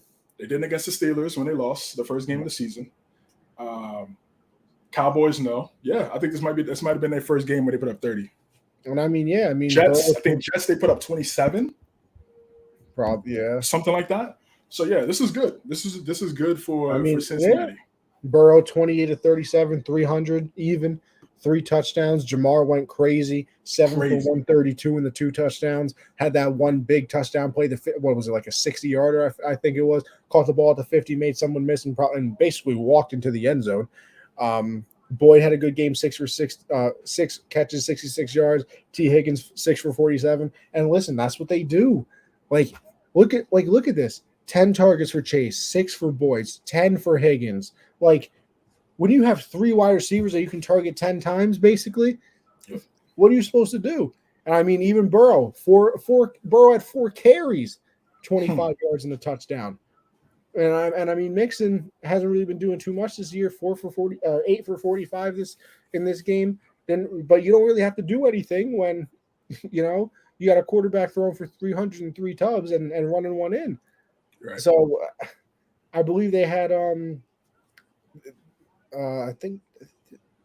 don't know if they had any turnovers in this game. I'm trying to find that at the I can go to team like an idiot. Let's see here. No interceptions and listen, here's one thing which you hear the number and you're still like, 3, that's whatever. They gave up 3 sacks, which it's not good for the Bengals, right? That's exactly my point. It's not what you really want. You don't want to get your quarterback sacked 3 times, but considering the first couple games of the season, he got sacked 15 times in 2 games. I'll take 3. Facts. Yeah, again, good win by Cincinnati. Oh, and Kamara's back, by the way. This man he's back. Like, Kamara is excellent. 19 man. For 99 yards. Yeah, 6 catches, 25 yards. He's back. Yeah, they're gonna have to lean on him for the rest of the season. They're gonna need him. Michael Thomas just can't stay healthy. Chris Olave had that concussion. Landry can't stay healthy. Landry can't stay healthy. I mean, those guys are talented, but they just can't stay on the field. So, I mean, Michael Thomas. I mean, you want to talk about a fall from grace? Crazy. 143 catches, misses 2 years. It's insane. What else is insane is the Jets. Jets are 4-2. No idea what I'm watching. They go to Lambeau. Field. If you're tuning in right now, the thumbnail of this video on YouTube, if you're watching, is Sauce Gardner with the cheese. Wearing the cheese hat. I did think about Matt as soon as I saw that clip. And then Alan Lazard came into the land like that. I thought he was about to throw it out of there, bro. But Sauce, smart, high IQ, maybe somebody said something to him. He went the other way. Picked it back up, ran the other way. Went the other way. High IQ right there. CJ, let me tell you something. You talked about the Patriot draft class earlier. This was the best draft class in the NFL. And listen, Breece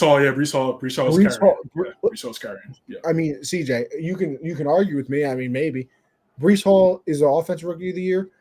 Sauce Gardner is the defensive rookie of the year. I can't even think of people who deserve it other than them. Off top, no.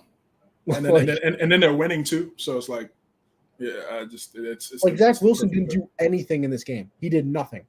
I think he had like 118 yards, and they beat the Packers in Lambeau by 17. Why are they not passing the ball? I mean, you got Corey Davis and Garrett Wilson, Elijah Moore came out, and did you see the Elijah Moore tweet? And he kind of got some backlash, like, "Oh, you're coming out talking about you're not getting the ball when we're winning in a team win." Yeah, your team wins. And you're not getting the ball. I mean, it was a good. I feel like he tweeted it perfectly, though. I mean, he said, "Yeah, I love that we're winning, but he wants to get the rock." I don't blame him. I don't exactly. That's the thing. I've never understood. Like, yeah, you're gonna get mad at a player because he wants the ball. Like, I would hope they want the damn ball. Clearly his job. Like that's the same thing with Robbie Anderson. That like after the press conference after the game, he was like, "Yeah, I was being taken off the field on 3rd downs. I think I'm one of our better players. I should be on the field." Yeah. I hope you feel that way. Like if if you're ever okay with being taken off the field in big moments, you should stop playing the sport. You should stop. You should just automatically just leave. Just leave. Yep. Just leave. Because I mean, yeah, and even in this game, like I said, Zach Wilson was 10 for 18 with 110 yards. Like you didn't need to do anything. You didn't need to. I think that's good. He's still a very young guy. This is his 2nd year in the league. Last year he was getting rocked and hit like crazy. So I think now that they're building the team, run first type, playing some complimentary football.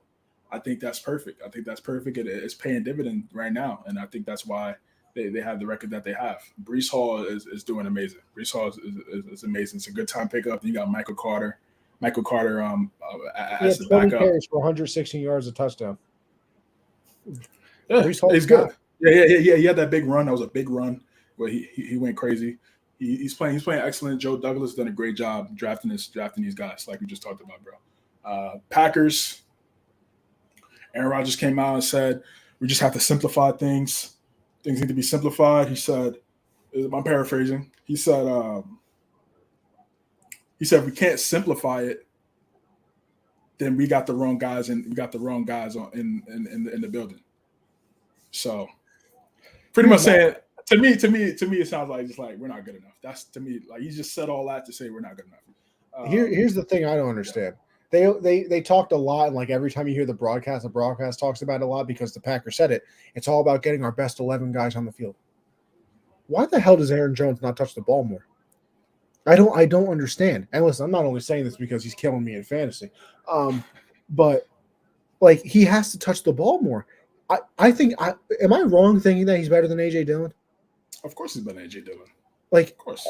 I don't get the whole splitting carries thing. AJ Dillon should come in the game in short yardage and goal line. I get him coming in the game because Aaron Jones is still a smaller guy. He's a small. Short yardage and goal line. Take him out then and put AJ Dillon in. That's when I would put AJ Dillon in the game. Or if Aaron Jones just ripped off a big run, he's tired. Yeah, put AJ Dillon in for a couple plays because he's a pretty good running back too. Aaron Jones should touch the ball 15, 20 times a game. Yes. Yeah. They literally don't have anybody to throw the ball to. So 20, maybe 25, maybe.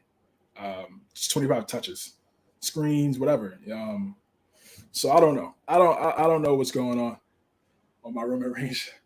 Jets are here, the Jets on signal, and the Jets have the third best special teams. Acknowledge me. I'm weak. Definitely people acknowledge you, bro. They blocked a field goal in this game. They blocked a punt and returned it for a touchdown. Yes. So they're again, complimentary football, all three phases. It's a beautiful thing. It's a beautiful thing to see. Packers. It's so tough. I mean, it's you want to say their ass and you want to say the sky's falling, but it's like the rest of the conference is so inconsistent. So it's not even like it's. I feel like they could get a couple wins and be right back in the mix type thing. So it's not like it's to where it's. The only thing is the Vikings are what 4-2 or 5-1 now.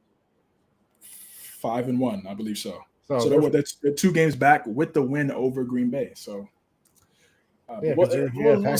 Technically, it's 3 games back because even if you're tied, they have the tiebreaker. Actually, but they play one more time. They play one more time. Yeah, they play one more time. Okay. Yeah. But yeah, great win by the Jets. I did not think the Jets were going to win this game. I thought when they're going into Lambeau, I thought they were going to lose. But when we go into our picks, for week 7, I might think about the Jets a little bit harder now. It's not just start thinking about the Jets and Giants harder. Yeah, oh yeah, for sure. It's not just opposing team. Like it would just be so easy. Just that team. They're going to face them. That's how it was in the last 10 years. Facts. All right. Cardinals. Seahawks, yeah. Cardinals. Seahawks winning 19-9. Man, the Cardinals are just bad on offense. I think Kyler was their leading rusher. He had like 100 yards on the ground. Didn't really do anything through the air. And it's crazy what this team is like without Hopkins. And like, they get him back this week. They are getting him back this week. His suspension is over. And like usually you're not supposed to be like, one player can't affect the team that much. But I mean, bro, look at stats. Like the stats literally tell you that this team is terrible without Hopkins. So they're getting him back, and hopefully that changes things. But yeah, Kyler was 23 of 37, 222, had the interceptions, no touchdowns. Kyler Murray had 10 carries, 100 yards. So he was obviously doing some things on the ground. You add insult to injury on this one as well, that Hollywood Brown on like one of the last plays of the game gets a foot injury. They were scared that it was going to be season ending. Now it's only going to be about 6 weeks. We talked about it a little bit earlier with the Panthers. They go out and trade a 6th and 7th round pick in like 2025 and 2026. So nothing that means anything to the Panthers for Robbie Anderson. So now he kind of just takes over the throne as their deep threat guy. And listen, Hollywood was having a very, very good start to the season. Very, very good start to the season. He was showing out. So, maybe Robbie Anderson can show out as well. Obviously, like we said, you bring D-Hop back now, so that should make the offense more dynamic. Kyler can always run around like a toddler who stole the phone. But, like, they put up 9 points against the Seahawks. The Seahawks are the worst defense in the league, them and the Lions. Yeah. You put up 9 points. Like, listen, I'm sorry. Cliff got to go. Because you just gave that extended him, right? Didn't they just extend him? You know what? Mistakes happen. Because Kyler is better than this. We've seen it. We've seen Kyler be better than this. And I just don't believe in Cliff. Like they collapsed in the second half last season. The year before they did the same thing. They got absolutely clapped by the Rams in the playoffs. Like, I just don't think Cliff is a very good coach, honestly. I think that, Kyler was playing at an MVP level through the first 8 weeks last season. Then he kind of fell off a little bit. And it didn't feel like Cliff did anything to, change it. So, I don't know. I feel like if they miss the playoffs after trading for Hollywood and having D-Hop and, I guess things changed because D-Hop got suspended and Hollywood got hurt, but, I don't know if he can survive missing the playoffs. And right now they're 2-4, and they still. And I mean, listen, they got clapped by the Rams, so they still got to play the Rams. They lost to the Seahawks this time. Who says they can't lose to them again? Because the Seahawks are a little bit better than we thought. The 49ers, of course, they can lose to them, especially if the defense is healthy. So that's just losses in your division. And I don't even know who they play out of division, but it can get ugly real quick. And they just don't look good. And maybe everything changes and I'll shut up because D-Hop will come back and make it look better, but it's ugly. Yeah, it's concerning that you go through 6 weeks, you're 2-4, and you're relying on one guy that's not even the quarterback to help turn your offense around. They're not physical enough. They don't run the football well. They don't have a true bell cow type back that could take a lot of pressure off of Kyler. I think that's something that they definitely need to look at. Kareem Hunt, somebody, or just do your job and try to draft well. They should go get McCaffrey. They could go get McCaffrey. I don't know how much compensation. I mean, they have compensation, but remember, I was listening to McAfee and the Panther reporter came on, one of the beat reporters for Carolina. Okay. I feel like it's kind of a KD situation where it's yeah, you can trade for KD if you want to give us everything you own. I think that's kind of what the McCaffrey situation is, honestly, which kind of hurts my feelings a little bit. But hey, the only thing I'll say to that, and obviously he's a Panther beat writer, this is a low bias, but only thing I'll say to that is he's a running back. No, but I think in the KD situation, maybe. They're gonna try. I'm saying you're trying to highball team. They're trying to highball. They're trying to be. Yeah, it's not. I'm not saying McCaffrey's KD. I'm saying more he's for trade if you want to give us 2 1s. No. I know what you're saying, but I'm saying my what I was trying to say was, yo, what's good, man? What's good? Yo, CTB, yes, sir. What I was trying to say was, he's a running back, as in we know that the league, they don't value that position like that. So they're not giving Carolina a 1. You think they're getting a 1? No. Hell no. I think again, that's not because I don't think McCaffrey's good. I think you get a 1 and a fifth. And maybe trade back. I mean, if that's what they offer, I would take that if I'm the Panthers. If I'm the Panthers. I think you could get a 1 for McCaffrey. I think you get a 1 for Chubb. I think you get a 1 for McCaffrey. And I think a 1 for Chubb because he plays. Well, McCaffrey's played all year this year. Yeah, he's played all games this year, which is good. And then it's okay, if you want to trade him, how about you use him so he could be tradable, so you could get more from the trade? Like, what's going on with Carolina? This is the problem with McCaffrey, and like you look at it, and like you look at the more recent things, obviously, but like first 2 years played 100% of the snaps, so he was obviously healthy. Then the next 2 years he broke down, and then now this year is healthy. So like you have half a career healthy, you have half a career hurt, and you have this year where he's been healthy. So like, which one is it? And I will say, like some of his injuries were like sprained ankle and like stepping on people wrong. So it was not major. No, it wasn't. It was never like some weird. But he did miss a lot of time. No, he did miss a lot of time. Like he'll miss 4 weeks, come back for 2, miss another 3, come back for 1. Like it was just like you can't develop a rhythm. You know what I mean? So. He might go for a first. Maybe teams don't look at first like how they used to. It depends. It depends on the team. I don't think he will get traded because of the Rams. I think the teams are definitely going to try to copy the Rams, but that's why I think the Bills would do it more than anybody else. On the flip side of that, you could say, okay, they gave up all their first round picks, but now the rest of their team is dirt. Outside of the stars for the Rams, they got a bunch of stars, but their depth is very thin, very thin. So God forbid one of those guys get hurt, it's over. That's why I look at a team that. So that's why you need those picks sometimes. That's why I look at a team that can like win now, but has a good team that would be willing to give up a 1. Like I threw the Cardinals out there because like they've been rumored a little bit, but like I look at the Bills way more because like they have depth at positions. And they're in a win now mode. So, like, give up a 1. I don't give a crap about a 1. I got a Von Miller for the next couple of years. I got Diggs locked up. I got Allen locked up. Like, I don't care. So, like, I attempt that. But, like, I think the Cardinals would be stupid to give up a 1 because it's like, first of all, I don't think they're good enough to win anyway.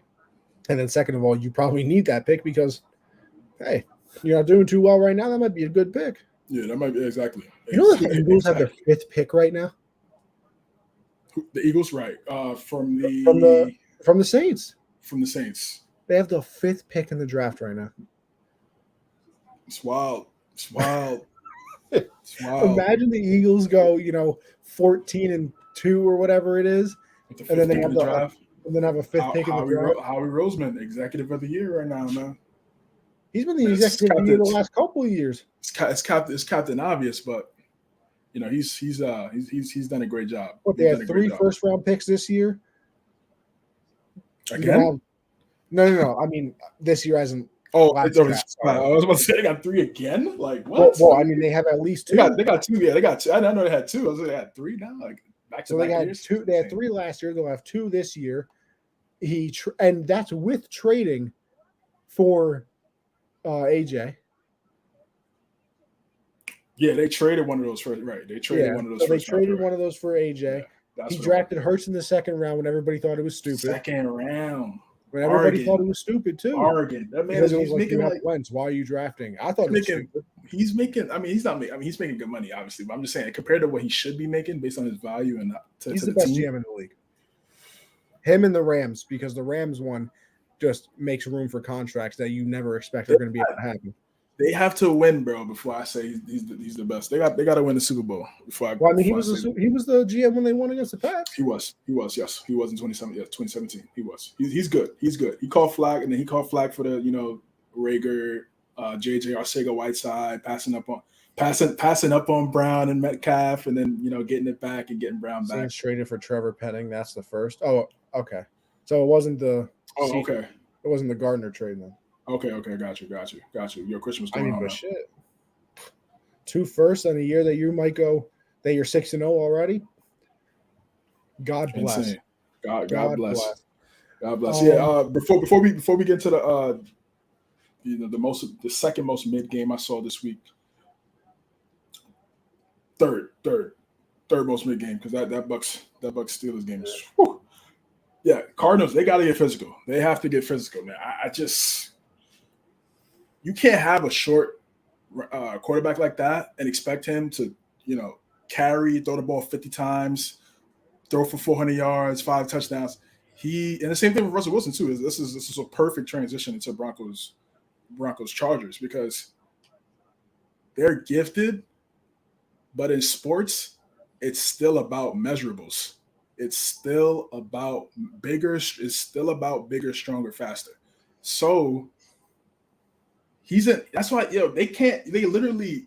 They can only do one thing. They can only play shotgun with Kyler because he can't go under center because he's too so in that they need to find a running back, bro. They need to find a running back. James Conner's not it. They need to transition into a power running team like the Eagles, like the Ravens, who have running quarterbacks.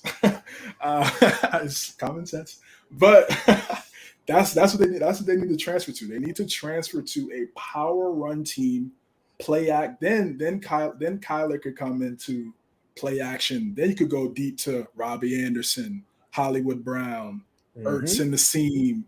It's not like they're deprived of talent on the outside, but in the interior, in the trenches. And they just lost their guard for the season, I think. He tore his ACL, I believe. Oh, well. There you go. There you go right there. Speaking of another team that lost their offensive lineman, Garrett Bowles, who broke his leg, Denver Broncos. Yes, yeah, man, prayers up. Prayers up. Crazy, bro. Crazy.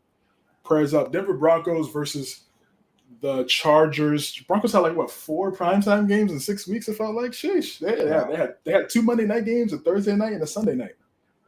And I can't even blame the schedule makers because everybody thought they were going to be good. Yeah. And they're averaging 15.2 points per game. Well, last in the league.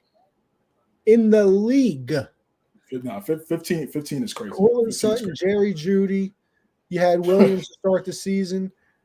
Russell, the big acquisition. 15 points a game is what you can muster up. And it's pathetic, too, because that Broncos defense is a unit. They are very, very good. It's been that. They've always been good. They've been good the last 4 years. And what have you always said about the Broncos? It's they've always been quarterback away. That was the phrase. I guess so, man. I mean, we talked about it last week. It was one of the topics. It was is the Russell Wilson watch? CJ, he started 10 for 10 in the game and went 5 of 18 after. I can't. So okay. So that's a good point, right? That's a good stop. To me, that's Russell Wilson and Nathaniel Hackett. Hackett is a bad coach. I'm telling you. Because there's no way you start off the first half like that, right? Okay, because that's your script, right? That's your script. You got your set of plays that you want to run to start the game, get the offense going, get guys in and they were playing well. I was like, oh, okay, wow, all right, okay. They're moving down the field. I was like, okay, they hit the tight end. I forgot his name. I think he's a rookie, young guy. Russell was getting two of him, a nice pass to Jeudy. I was like, yeah, okay, this offense is looking good. First half, he was diving up. Second half, like you said, it was just, it's like, what's going on? So, Nathaniel Hackett, I mean, I don't want to say fire him. He's going to get fired. Still a lot of football left. Still 11 games. Fired. It's still 11 games left. Now, am I saying they're going to have this magical run and go on a win streak? No, I'm not saying that. But I am saying in terms of him developing experience as a head coach, you have 11 games left of that. And will that result to wins? It's tough to see right now just because they could barely get to 16, barely. Oh no, it's a painful 16. It's a painful 16. As painful 16 can be. It's at that painful. And it also looks bad. You had 10 days to prepare.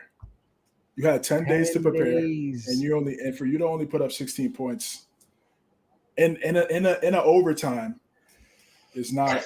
It's not good enough. It's not good enough. I don't think they had a first down in the overtime either. By the way, I don't know what's up with Russell Wilson, and then Richard Sherman and everybody. Marshawn Lynch coming out saying he wasn't a good leader. You see that Marshawn said that he said that he would like to talk to him, and then Richard was like, "Nah, you got to talk to his assistant first, and then him." And Marshawn was like, "Yeah, bro, I'm not talking to nobody's assistant. I went to war with." Weird. That's kind of weird, bro. Not gonna lie. And I don't know if it's true either. And they always make a joke about it on McAfee, so I really don't know if it's true that he requested his own office in the stadium when he signed. That's I don't. I've never heard a quarterback have his own office somewhere. I mean, I don't know. I don't know how weird that is because that could happen and we just don't know about it behind the scenes. You know, because again, these quarterbacks, they get babied so much. So, does he have his own office where he could come in early in the morning, kind of lock in, look at film? I mean, can't you do that in the film room though? You could. But again, we know teams. The quarterbacks are the golden child. They're the golden goose. Yeah, that's it. Yeah, that's what they are. So you need an office, Russ. We'll make space. But that's about to be a voided office, a vacant office, in a very soon. They have him until like 2029. Because of that contract extension. I think they need to improve their offensive line. And again, I know I sound like a broken record here, guys, for the listeners and for the viewers watching, but there's nothing wrong with running the ball. There's nothing wrong with running the ball. There's nothing wrong with building your team to run first. You want to know what makes me know Nathaniel Hackett is a terrible head coach? You had Javonte Williams for the first part of the season before he got hurt, right? He was in a timeshare with Melvin Gordon. Javonte Williams gets hurt. Bro, Latavius Murray is now the workhorse of the team. Because Gordon can't hold on to the football, bro. Okay, but hold on. So he wants to get mad on a post-game press conference and be like, no, but not even that. You're telling me Javonte Williams isn't better than Latavius Murray? So why wasn't he the workhorse of the team before he got hurt? He was in a timeshare. How if he's in a timeshare, shouldn't, no matter how good Latavius Murray or how bad Melvin Gordon is, he be in a timeshare with Latavius Murray? You're telling me you put Javonte Williams in a timeshare, but Latavius Murray is your workhorse now? There's no way that Javonte shouldn't have been the workhorse from day one. Then there's no way. I'm sorry. No, that's fair. That's a fair point. That's a fair point. In the beginning of the season, and again, like this is what teams do though. They do running back by committee. We see the Cowboys. It's Zeke and Pollard. This is what teams do. But Javonte Williams is good now. Yeah, and Javonte Williams is good, but he's not Nick Chubb. No, but he's better than Latavius Murray. He's better than Latavius Murray, but he's not Nick Chubb as to where it's like he gets all the touches. Like he's good though. He's good. Don't get me wrong. He's a nice young player. I would have rather given him all the touches when he was. Let's Melvin Gordon. Yes, he calls the football. I don't know. I don't get it. He kind of had those on the Chargers. He was good. Animal. So it's not it's not like when you say timeshare. It's not like he's time sharing with like. Yeah, but that was also 3 years ago at this point. But even last year, they played well together. They played well together last year. They did. Yeah, but even then, everybody was kind of saying, right? Just saying, better. Yes, yeah. But that doesn't mean you just stop giving Gordon a ball. And Gordon's not in the game, not because of timeshare. He's not in the game because the ball security. I'm not gonna play. It's bad. It's bad enough our offense is trash. So I'm gonna put you in the game, and you're coughing up the ball. No way. Just like they lost in overtime with that muff punt. Ugh. Oh yeah. Oh man, exactly. So it's like, you can't. Listen, you could get mad. I understand why you could get mad. That was a great take by AD. I'm watching the game. I'm mad. I'm watching it right now too. you could get. I understand why he's frustrated. He wants to be out there. He wants to play. He wants to make up for the mistakes that he made, and the only way you could do that is by playing. So I get it. But you gotta hold on to that rock, brethren. Oh, of course. You gotta hold on to that rock, bro. He should easily be the number one option at running back over Latavius Murray. That's easy, but we know why he's not. So that's just what it is. We got another division show. This is three divisional matchups back to back right here on the spread. Shout out Real Take Sports, man. Yo, Real Take Sports. We're gonna try to get you on the pod, man. You make this is a nice graphic right here. We've definitely been using over the last I'd say 3 weeks or so. Yeah, we're gonna try to get you on, man. We're gonna get in contact with you. I don't know if you listened to it. Probably not, right? I don't even know. Probably even know who we are. But hey, listen, if you do come across it one time, maybe after we contact you, you may play it back. Who knows, man? But yeah, appreciate the graphic. We got the Jags and the Colts. I thought I'm scared, bro. I'm shocked. This game was 34-27. It's crazy. You would never think. Matt Ryan looked like MVP. Matt Ryan. Yo, the first half, he threw like he had like 37 pass attempts in the first half. I'm like, he was terrible in the first half. Oh wait, also one thing about the Chargers Bronco game that I found hilarious. Did you see the DraftKings thing? DraftKings? Nah, I didn't see it. Bro, they boosted Herbert from minus 800 to plus 100 to throw one touchdown pass. Didn't throw a touchdown pass. He's thrown a touchdown pass in 36 of 37 career games. He threw 57 passes in the game. It's the most pass attempts in NFL history without a touchdown and in a winning game. Everybody to me that just speaks to how bad the Broncos are. Everybody, you better give us our money back. You rigged it. Nah, they got finessed. They got finessed. Very funny stuff though.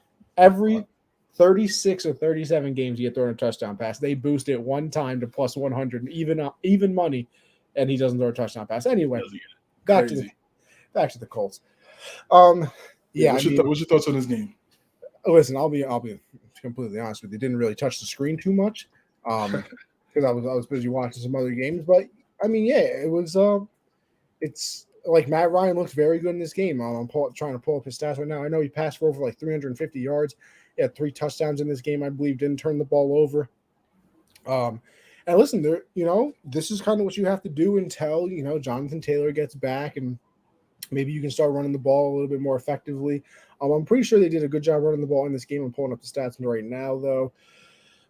Matt Ryan, 42 of 58, so threw the ball 58 times, 389 yards, 3 touchdowns.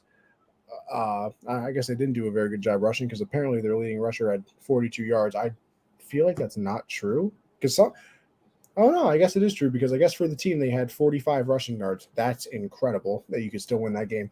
But yeah, Pittman 13 for 134, Deion Jackson 10 for 79, Paris Campbell at 7 for 57, a touchdown. Like they were throwing the ball over, and like you said, I mean there was not much offense going on in the first half of this game. It was 14-13, and then all of a sudden, everybody started going crazy. And like you said, Matt Ryan didn't really do anything in the first half. Once again, just listening to McAfee because he bought like a luxury box in Indianapolis. So he was like, yeah, the first half of that game, Matt Ryan, terrible. And then the second half, he looked amazing. You're going to need those,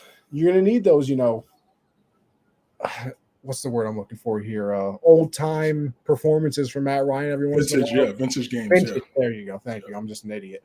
You're going to need those vintage performances out of Matt Ryan, especially because they've struggled running the ball, which is weird because that's all that they did in the previous season, especially with Jonathan Taylor, although if you do look at the stats, the first 4 or 5 games of the year, Jonathan Taylor did not look good. And then after that, he became Jesus himself.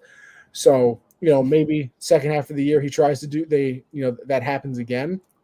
But yeah, Colts with a nice win here. You get back on track. You're 3-2-1 now. Obviously, a lot of people thought, and me included, they were going to walk away with the division. You get back on track for that. And for the Jags, I mean, listen, you're keeping games competitive, and that's kind of what everybody wanted. Obviously, you wanted them to win more. They are 2-4 right now. Trevor Lawrence, 20 of 22 in this game, 165, had the 1 touchdown. But, they're improving. That's what you can kind of say right now. They're improving. They lost to them in Indy. Like, you can't really blame them for that. They had already beaten them in Jacksonville. Those divisional series usually go with a 1-1 split anyway, especially in this division where nobody's head and shoulders, it seems like, above anybody else. So, nice win for the Colts. Jags, you're keeping games close, competitive, and steady improvements. Steady improvements for Jacksonville. This is what we talked about when we broke down the AFC South, man. We talked about what we wanted to see from the Jags, and it's being competitive.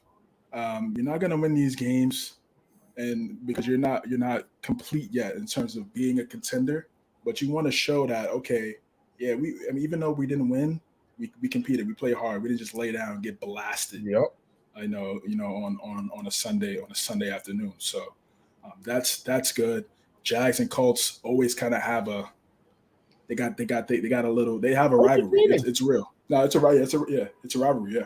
It's definitely a rivalry between these two teams, and Colts definitely needed this W because if they go 0-2 to Jacksonville in the division, would have dropped down to 2-3-1 in the division. Insane. So yeah, they tied with the Texans. So Colts, that's a big win. They mustered it up and it was able to get the W and step up in that second half, which is what I want to see from this team. I picked this team to win the division, and I still think it's very possible based on how terrible the division is. So they need to start putting some wins together. They can't do this 1 win, 1 loss type thing every week. You can't develop a winning mindset like that. So we'll see what they do next week. See who they go up against if they don't have a bye. We're gonna obviously check that out later. All right, we got the upset of the week. I would say, yeah, definitely, no doubt. Jets.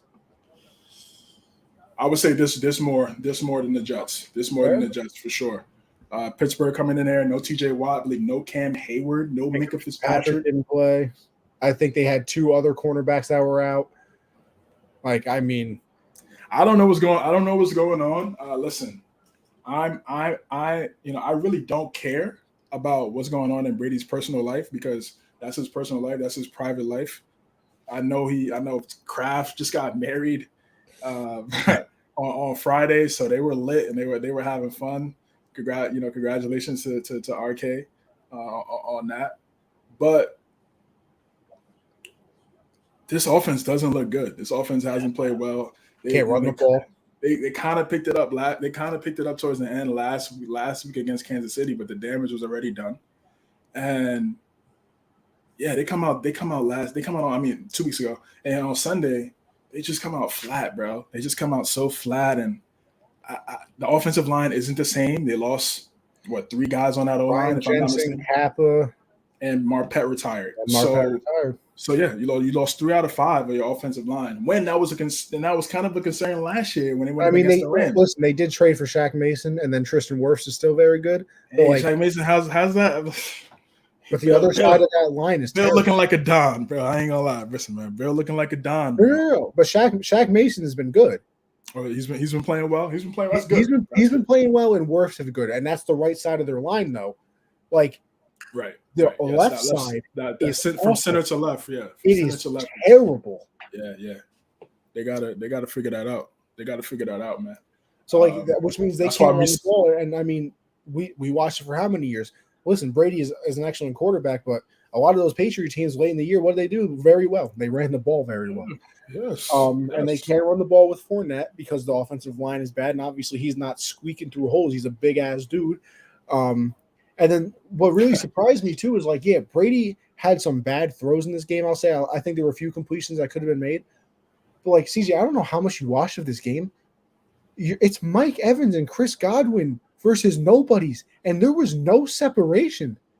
I was watching this game, and it's there was a lot of tight window, 2 people around the person throws, and I'm like, they literally called these people up from the practice squad, literally the practice squad. So it was weird. It was a very weird game. Very weird. And then all the way at the end of the game, I don't understand how this always happens. I swear it always happens.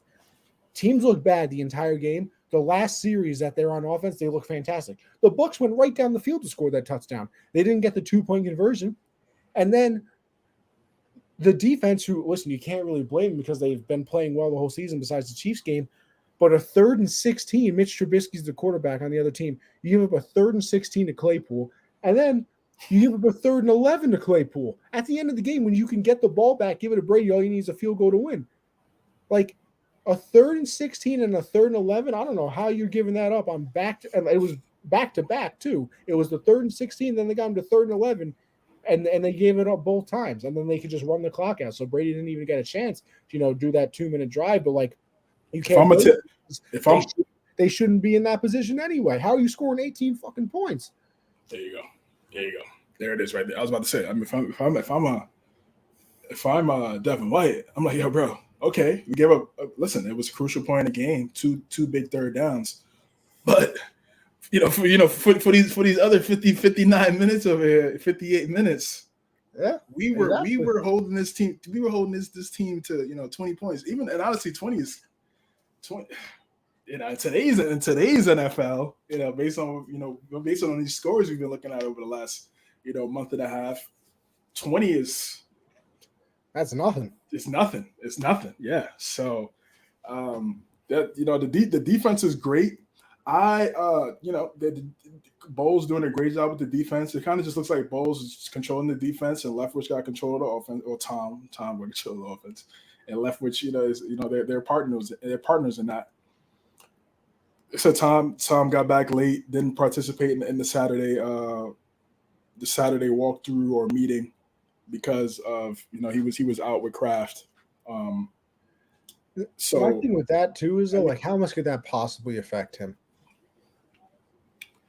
Like, I mean, they just but what people look at the media is a bad optic. I mean, it's a bad optic, but legitimately, it's like, yo, bro, bro, it's not like it's just some random like Kraft and like, are you kidding me? Like Kraft said, Brady went up to Kraft and said, "Yeah, I'm the greatest decision you ever made." Like as a rookie, like I'm going to show up to my guy's wedding, bro.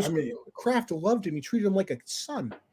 Yeah. So and Brady gets the point is anyway, like Rodgers and Brady, if they missed a walkthrough, you really think that affects them? Yeah, what have they not seen? Brady's been in the league for 22 years. You really think he needs a fucking walkthrough? But people, you're right. But again, people are going to bring that up now. Oh no, that's what I'm saying. It's the optic part of it. Like I like for the media, of course they're going to bring it up because they want a story. But like if you legitimately look at it, non-biased, Rodgers and Brady could never show up for a walkthrough ever again and play. It's gonna look bad when you lose. That's the thing. When you lose, everything gets highlighted. So Brady missing a practice, and then obviously the situation that he got going on in his personal life. All that stuff is going to get brought to the spotlight when you're not winning. It's just like, okay, you're not winning, you're losing. So we're going to talk about other stuff about you. That's not about actual winning. So that's kind of what we're seeing right now. And for the Bucs, even when they won the Super Bowl, they were 7-5 before they went on that run and hoisted the Larry O.B. So even Rams last year, they started off slow before they made a little. I mean, our Patriot teams with Brady. Outside of really, a few years or so, we always start off slow. First 4 weeks, we're always like 2-2, and then we come back. Remember that year we lost to Kansas City? We were 2-2. Everybody wanted Brady benched. Yes, that Monday Night Football game. Smacked the Bengals, who were like 4-0. Smash the Bengals. I was in Massachusetts on that Sunday. I think I was at I forgot what college I was at, bro, and. Yo, you couldn't get me away from a TV, bro. I was locked in. I was like, we still got to watch a pass game together. What channel's NBC up here? I was like, what channel's NBC up here, man? I gotta catch this. This because that's what I said. Everybody's like Trey Brady, Garoppolo, this is and that. I'm like, nah, they're gonna come out, and this is the we're on the Cincinnati week. So that day was 35-10. It was something crazy. Yeah. And then Garoppolo had like one good drive. He had a touchdown to Gronk. And is this the time where they passed the torch? Like, I'm like, are you that's you know what game that is? That's the Trent Dilfer. They're not good anymore. Yes, that's what it was. Oh, you bring it up. I forgot about that Trent Dilfer line. I forgot about that Trent. That's what it is. They're just not good anymore. Yo, that soundbite on that America's Game. When they do it on NFL Network, that was a Sunday night game when they got smacked by. No, I'm saying when they win the Super Bowl on NFL Network. Oh yeah, the documentary after they played that soundbite, bro. I was like, I had chills, bro. I'm like, yo, they went on a crazy run after that. We've seen teams struggle early. We talked about this. We said offensive lines take a while to mesh and gain continuity because they're not really practicing like they used to practice back in the day. Playing in the preseason. They're not playing in the preseason. They got shells on in practice. They're not really hitting. So their games is their practice. So there's gonna be a lot of flaws and trial and error. So first 6 weeks.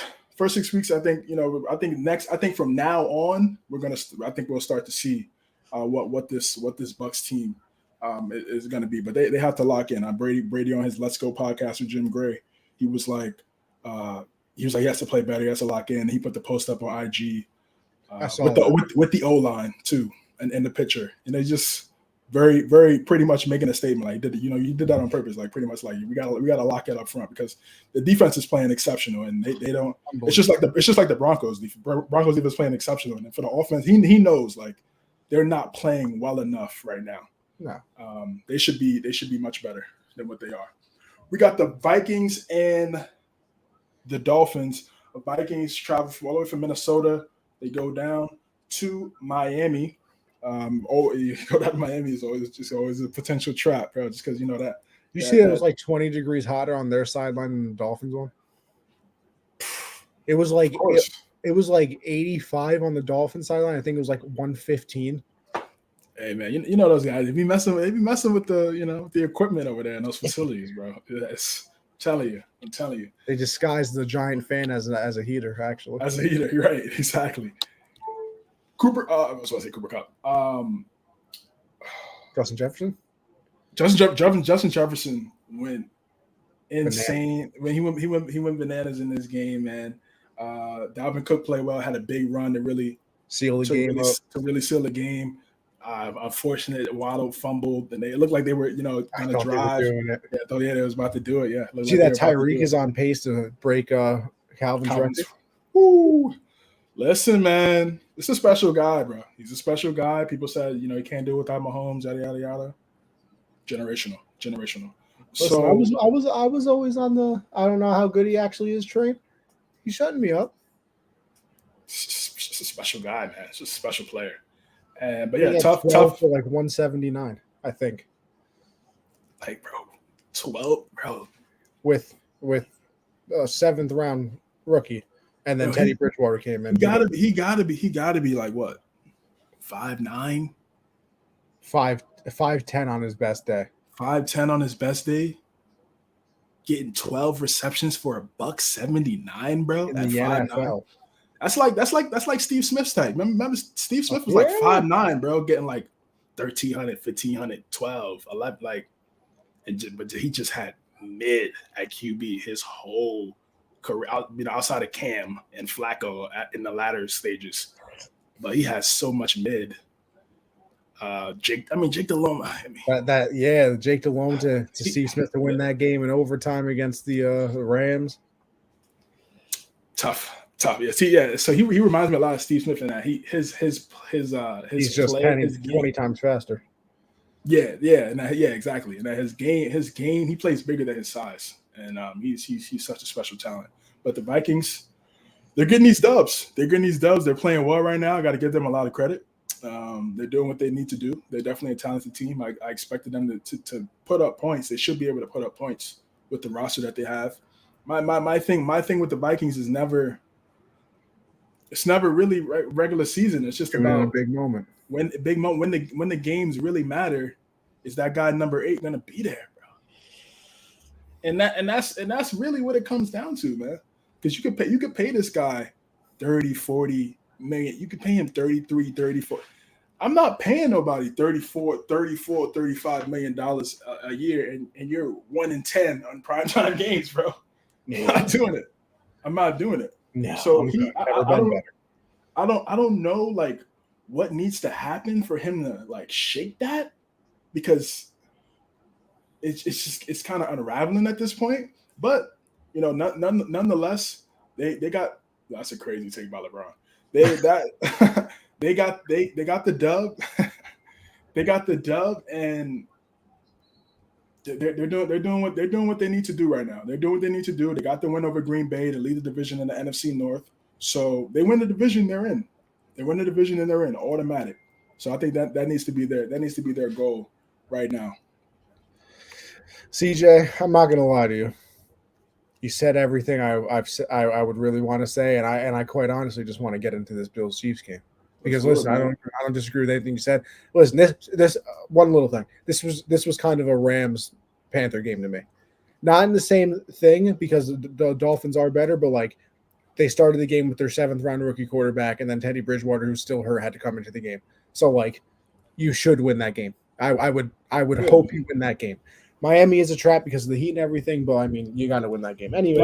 I feel for Miami too, bro, because they were 3-0, and now they lost 3 in a row. It's like it was back though, all because of their quarterback. This is real fast. We get the game of the week, man, bro. Tua, bro. Hope you can stay healthy, man, because you could be really looking at a lot of money after the season. If he's able to stay healthy, look what you guys were without me. Look at the leverage, exactly. The leverage is so crazy.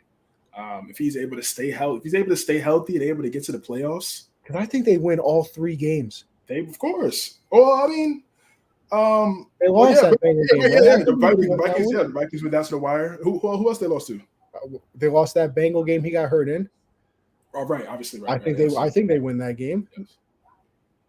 Yeah, I mean, Bengals back a couple of weeks ago, they were very inconsistent. So he needs. I hope he's healthy. I hope he's not rushing, bro. Take your time, bro. This is your brain, my guy.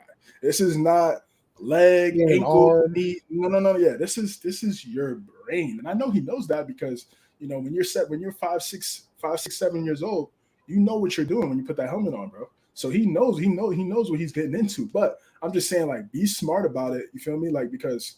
Of course, bro. You got 2 concussions in less than a week. Okay, you took 2 weeks off. Cool. Should have took 2 weeks off 2 weeks ago. But yeah. you took. So I just hope he's good, man. I just don't want to see another, viral video. Of just something. So I hope he's good. Man, when he comes back. Absolutely. Game of the week. Everybody was looking forward to it. It did deliver. 24-20, the Bills get a victory in Kansas City, which everybody forgets. They did that last year as well. They went to Kansas City, they beat them, and then obviously everybody forgets that because of the playoff win for Kansas City. But hey, the Bills did it last year as well. Josh Allen, only quarterback in the NFL to beat Mahomes twice in the regular season in his field. So here's my thing. Here's my thing. And listen, I've been on Josh Allen for a while, so I don't even think this is a heat of the moment thing. You can take Lamar. You can take Mahomes. Jalen Hurts is unbelievable this year. You can take every quarterback. If I got to win a game right now, I would take Josh Allen. Josh Allen, the things he can do, him and Mahomes have the 2 best arms in the league. You throw Herbert in there as well. He can literally run a linebacker over if he has to, or he'll just go over the top of one like he did in this game as well. He can stiff arm people like Derrick Henry. I mean, he is literally unbelievable. And let me tell you something. Cooper Kupp and Stafford might be the best connection. This guy's fanboying over there. Wrong though? No, it's warranted though. It's warranted. Definitely. Like Kupp and Stafford might be the most the best connection in the NFL technically because of all the stats they have. I have more confidence when I see a ball thrown from Allen to Diggs than anybody else. Every single time he throws a ball to Diggs, I'm like, oh yeah, that's a completion. And they're 45 yards downfield too. Like Kupp and Stafford, I feel like is a lot of over the middle, intermediate stuff, right? Passes. Yeah. It's like, oh, Diggs, you got 2 people around you. Yeah, gotcha. And you kind of got the little deja vu thing that the Bills score at the end of the half. Then the Ravens with barely any time left, or the Chiefs with barely any time left, they went down and they scored and ended up tying the game. And then the end of the game, he jumps over the cornerback and then throws an absolute dart to Dawson Knox, where only he could catch it. And then you give the ball back to the Chiefs, and it's like, oh, brother, we're going to see it all over again. And then exactly the thing. I don't know if it was on this show or on Gen Z, and I can't remember, and it annoys me. I said that I think Von Miller is the one that makes the play. On that last play where Mahomes throws the interception, Von Miller is in his lap, forces the throw early. He can't get any power behind. He has to drop down, side arm it, gets intercepted. The Bills win the game. And here's the big thing for the Bills too. CJ, they've beaten the number 1 seed in every division. At this very moment, the number 1 seed in each division, the Bills have beaten. They beat the Titans, they beat the Chiefs, and they beat the Ravens. So they have a victory over all of those teams. What that really means is you have a 2-game lead on everybody, because if you tie with them, doesn't matter. You own the head-to-head, so you get it anyway. The Chiefs have held the AFC Championship game or whatever the last 4 years. It's going through Buffalo at the moment. Now, obviously, things can change. Bro.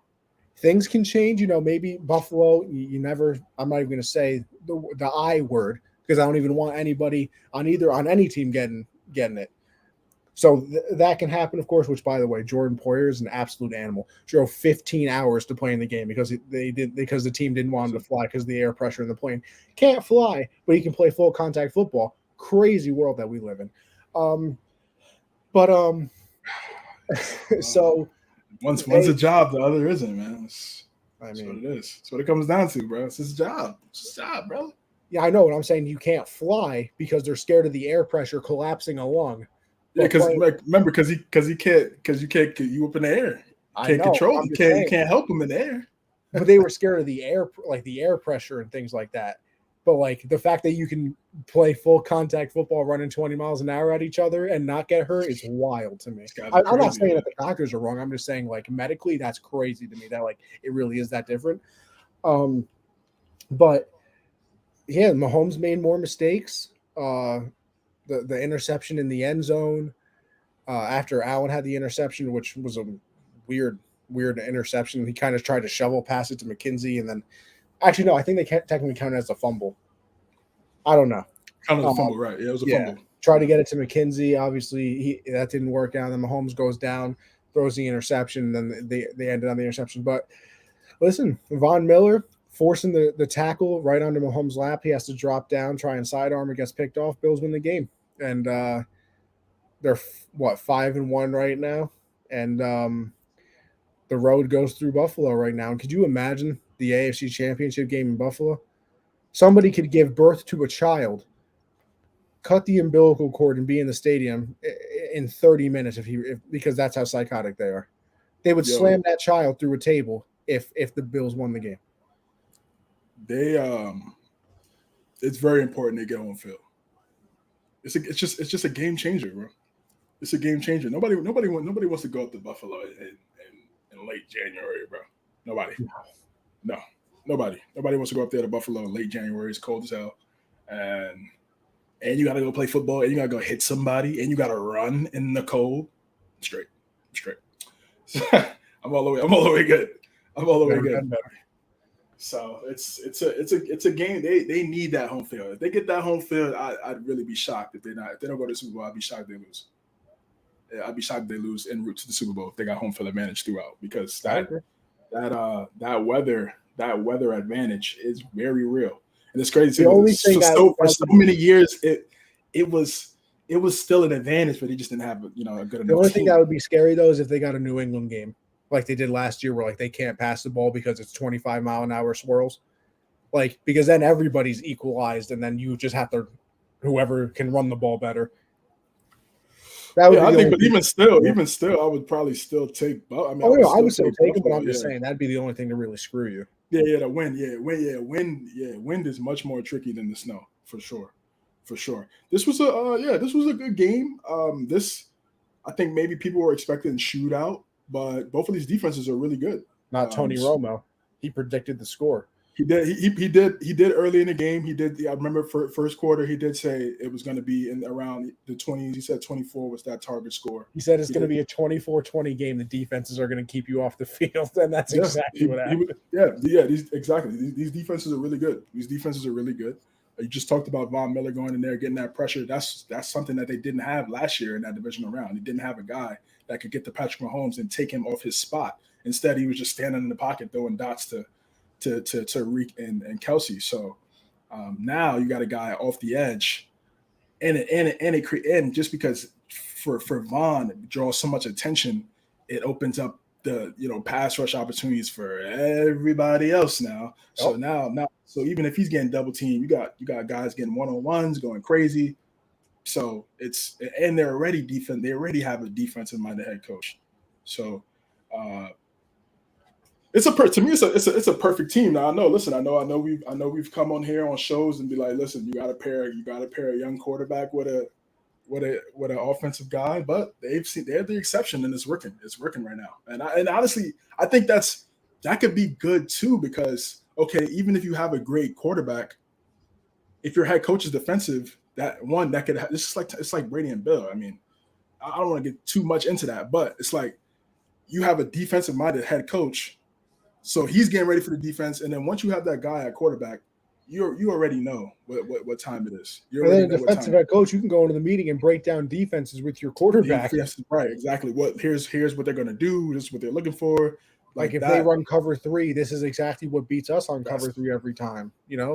All day. That's what I'm saying, and that's why again, we play that percentage math game with Bill and Tom. It's just like chill. But nonetheless, back to this game. Mahomes, he had the pick late. He played well. I think these two teams are going to be there in the end.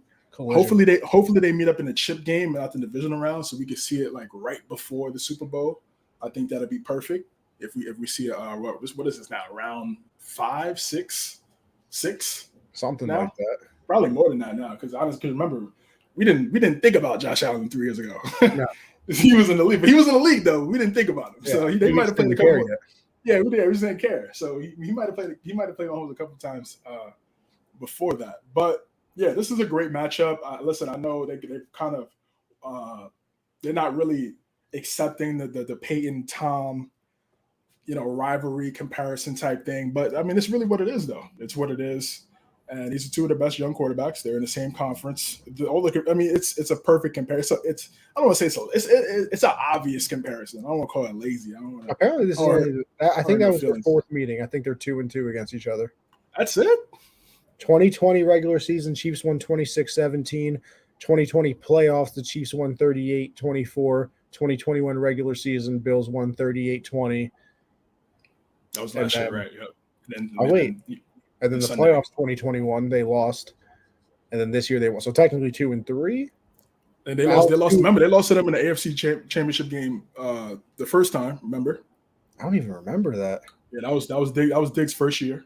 With that, remember he was standing in the confetti. The confetti was coming. Oh yeah, yes, you're right. Yeah. So yeah, wow. I think it's like 6. It's like they play like 6 times. Yeah, so 6 times. But Mahomes got the edge in the regular season, in the postseason, and Allen got the edge. Or it might be. I think Josh is 2-3 against him. I think they played 5 times now. I think it's 2-3. Okay, so yeah, it's close. I mean, Brady and Manning, it wasn't close. It wasn't close. So these two teams going at it like how exactly. That's exactly what you just said.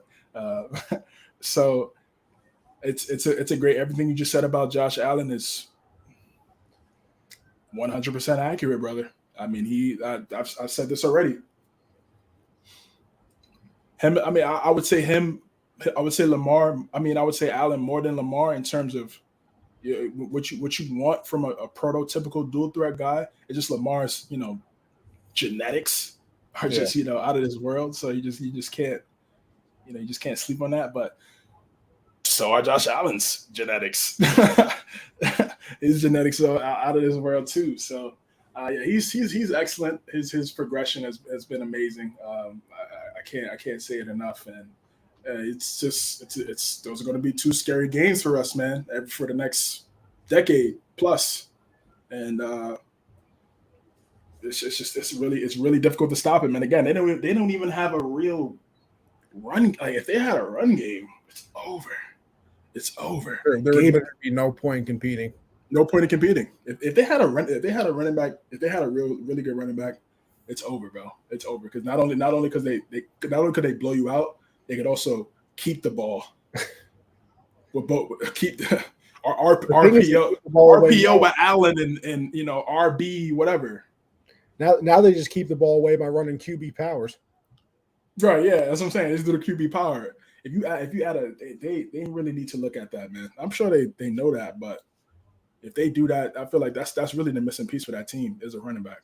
It would be Gabe Davis is. I mean, he loves Kansas City. He must love Kansas City. Big fan of Kansas City. I don't know. I don't know if he had a good childhood there at one point. He traveled there, and he had a good experience there or something like that. But he's. I mean, he came alive in that Steeler game too. Yeah. But I mean, he's. And this is what I expected. I said, I was like, what is he gonna do? How was he gonna play? Because he went crazy in that game. Are you gonna be a 1-game wonder, or is this something that, or is this more to come? And right now, it's looking like the latter. So it's good to see. I had him at about 14-3.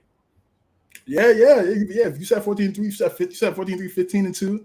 Yeah, it's again, it's tough for me to go that route just because, bro. Look, the Steelers beat the Bucks. Oh yeah. So I mean, it's like you really just don't know. See, my only difference with that is like we've seen the flaw with the Bucks. I don't even see the flaw with the Bills. Like I don't see a flaw.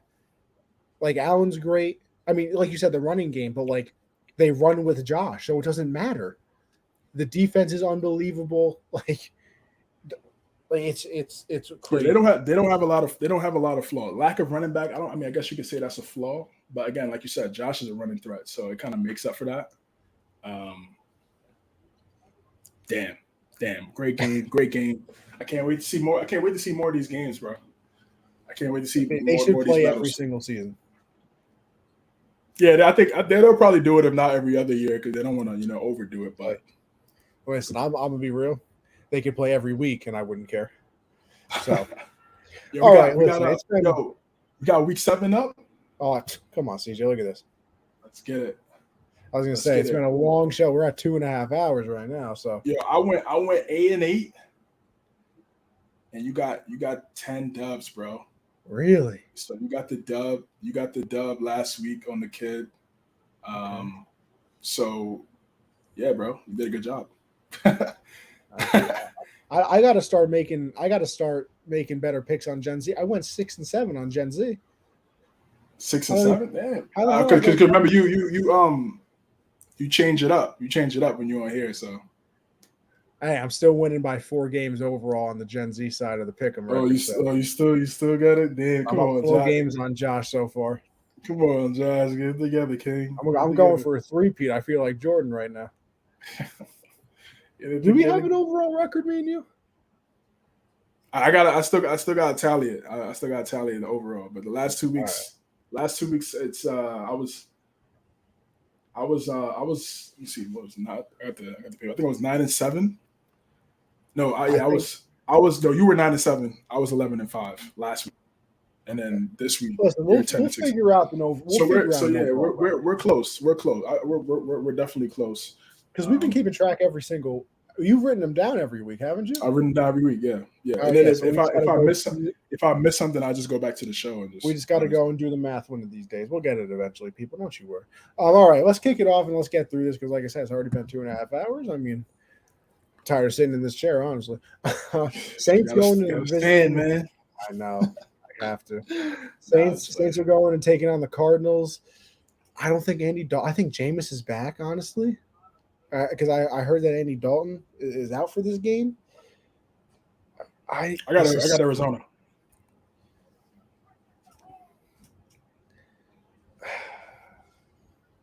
Yeah, I'll go Arizona because D-Hop's back.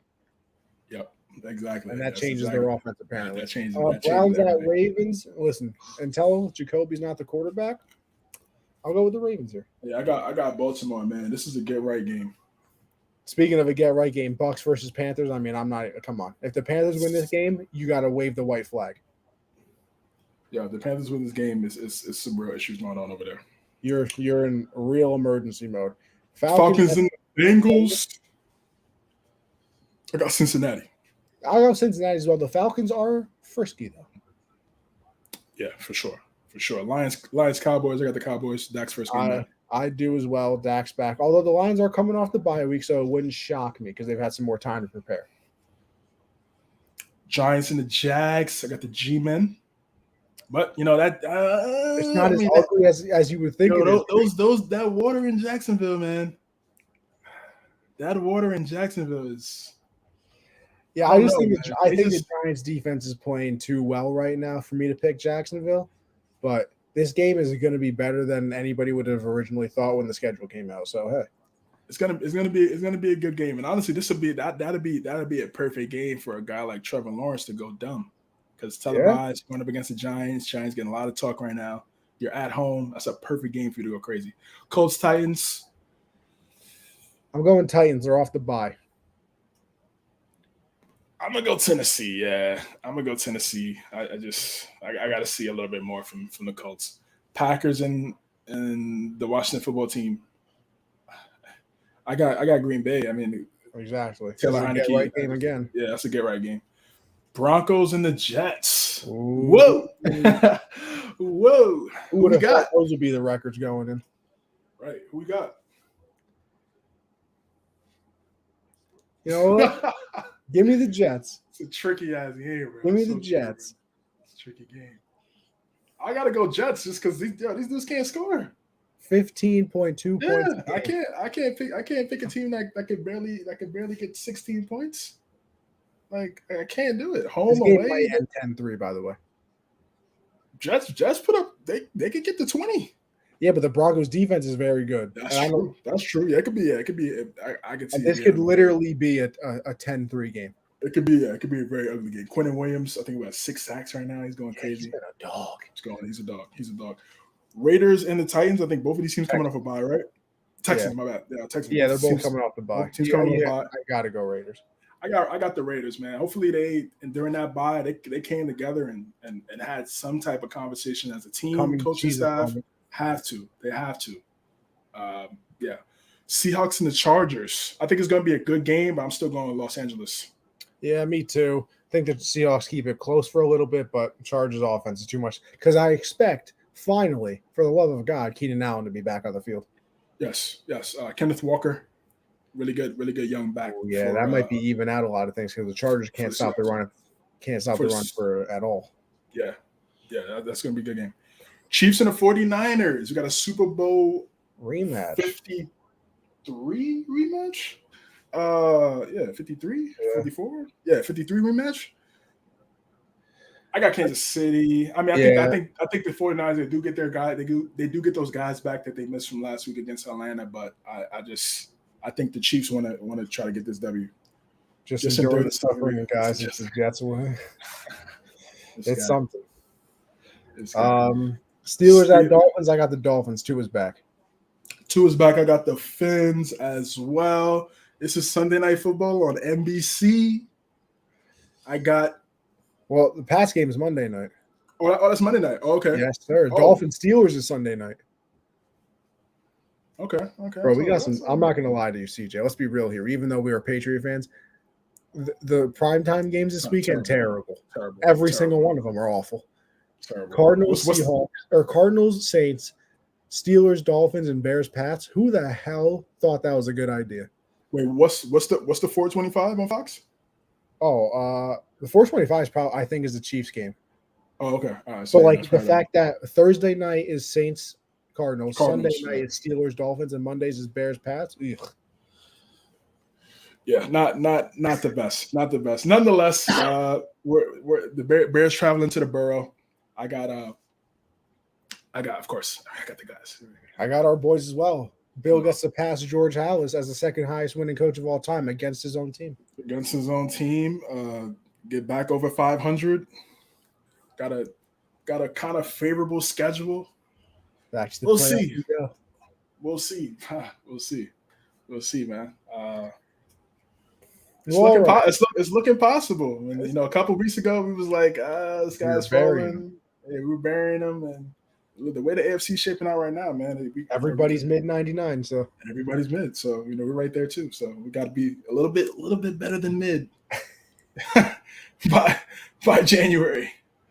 But nah, man. Listen, man. That wraps up the show for tonight, guys. This is what 2 hours and about 38 minutes. Appreciate everybody that stopped by. Liked on Facebook, liked the video on YouTube. If you saw us on Twitter, appreciate you guys stopping by with a retweet, a like. All of that stuff is very appreciated, man. We really appreciate all the feedback from everybody, not just from the Unwrapped Sports Network, but all of our peers, all of our friends and family that show us, an immense amount of support every single week. So we appreciate you guys. You're gonna keep rocking, yeah. Listen, you know where to find me by now. It's Anthony Conover _ over there on Twitter. I got the link tree as well. I think that's Anthony _ Conover. That'll link you to everything. Mondays is Generational Sports. That's 7 Eastern.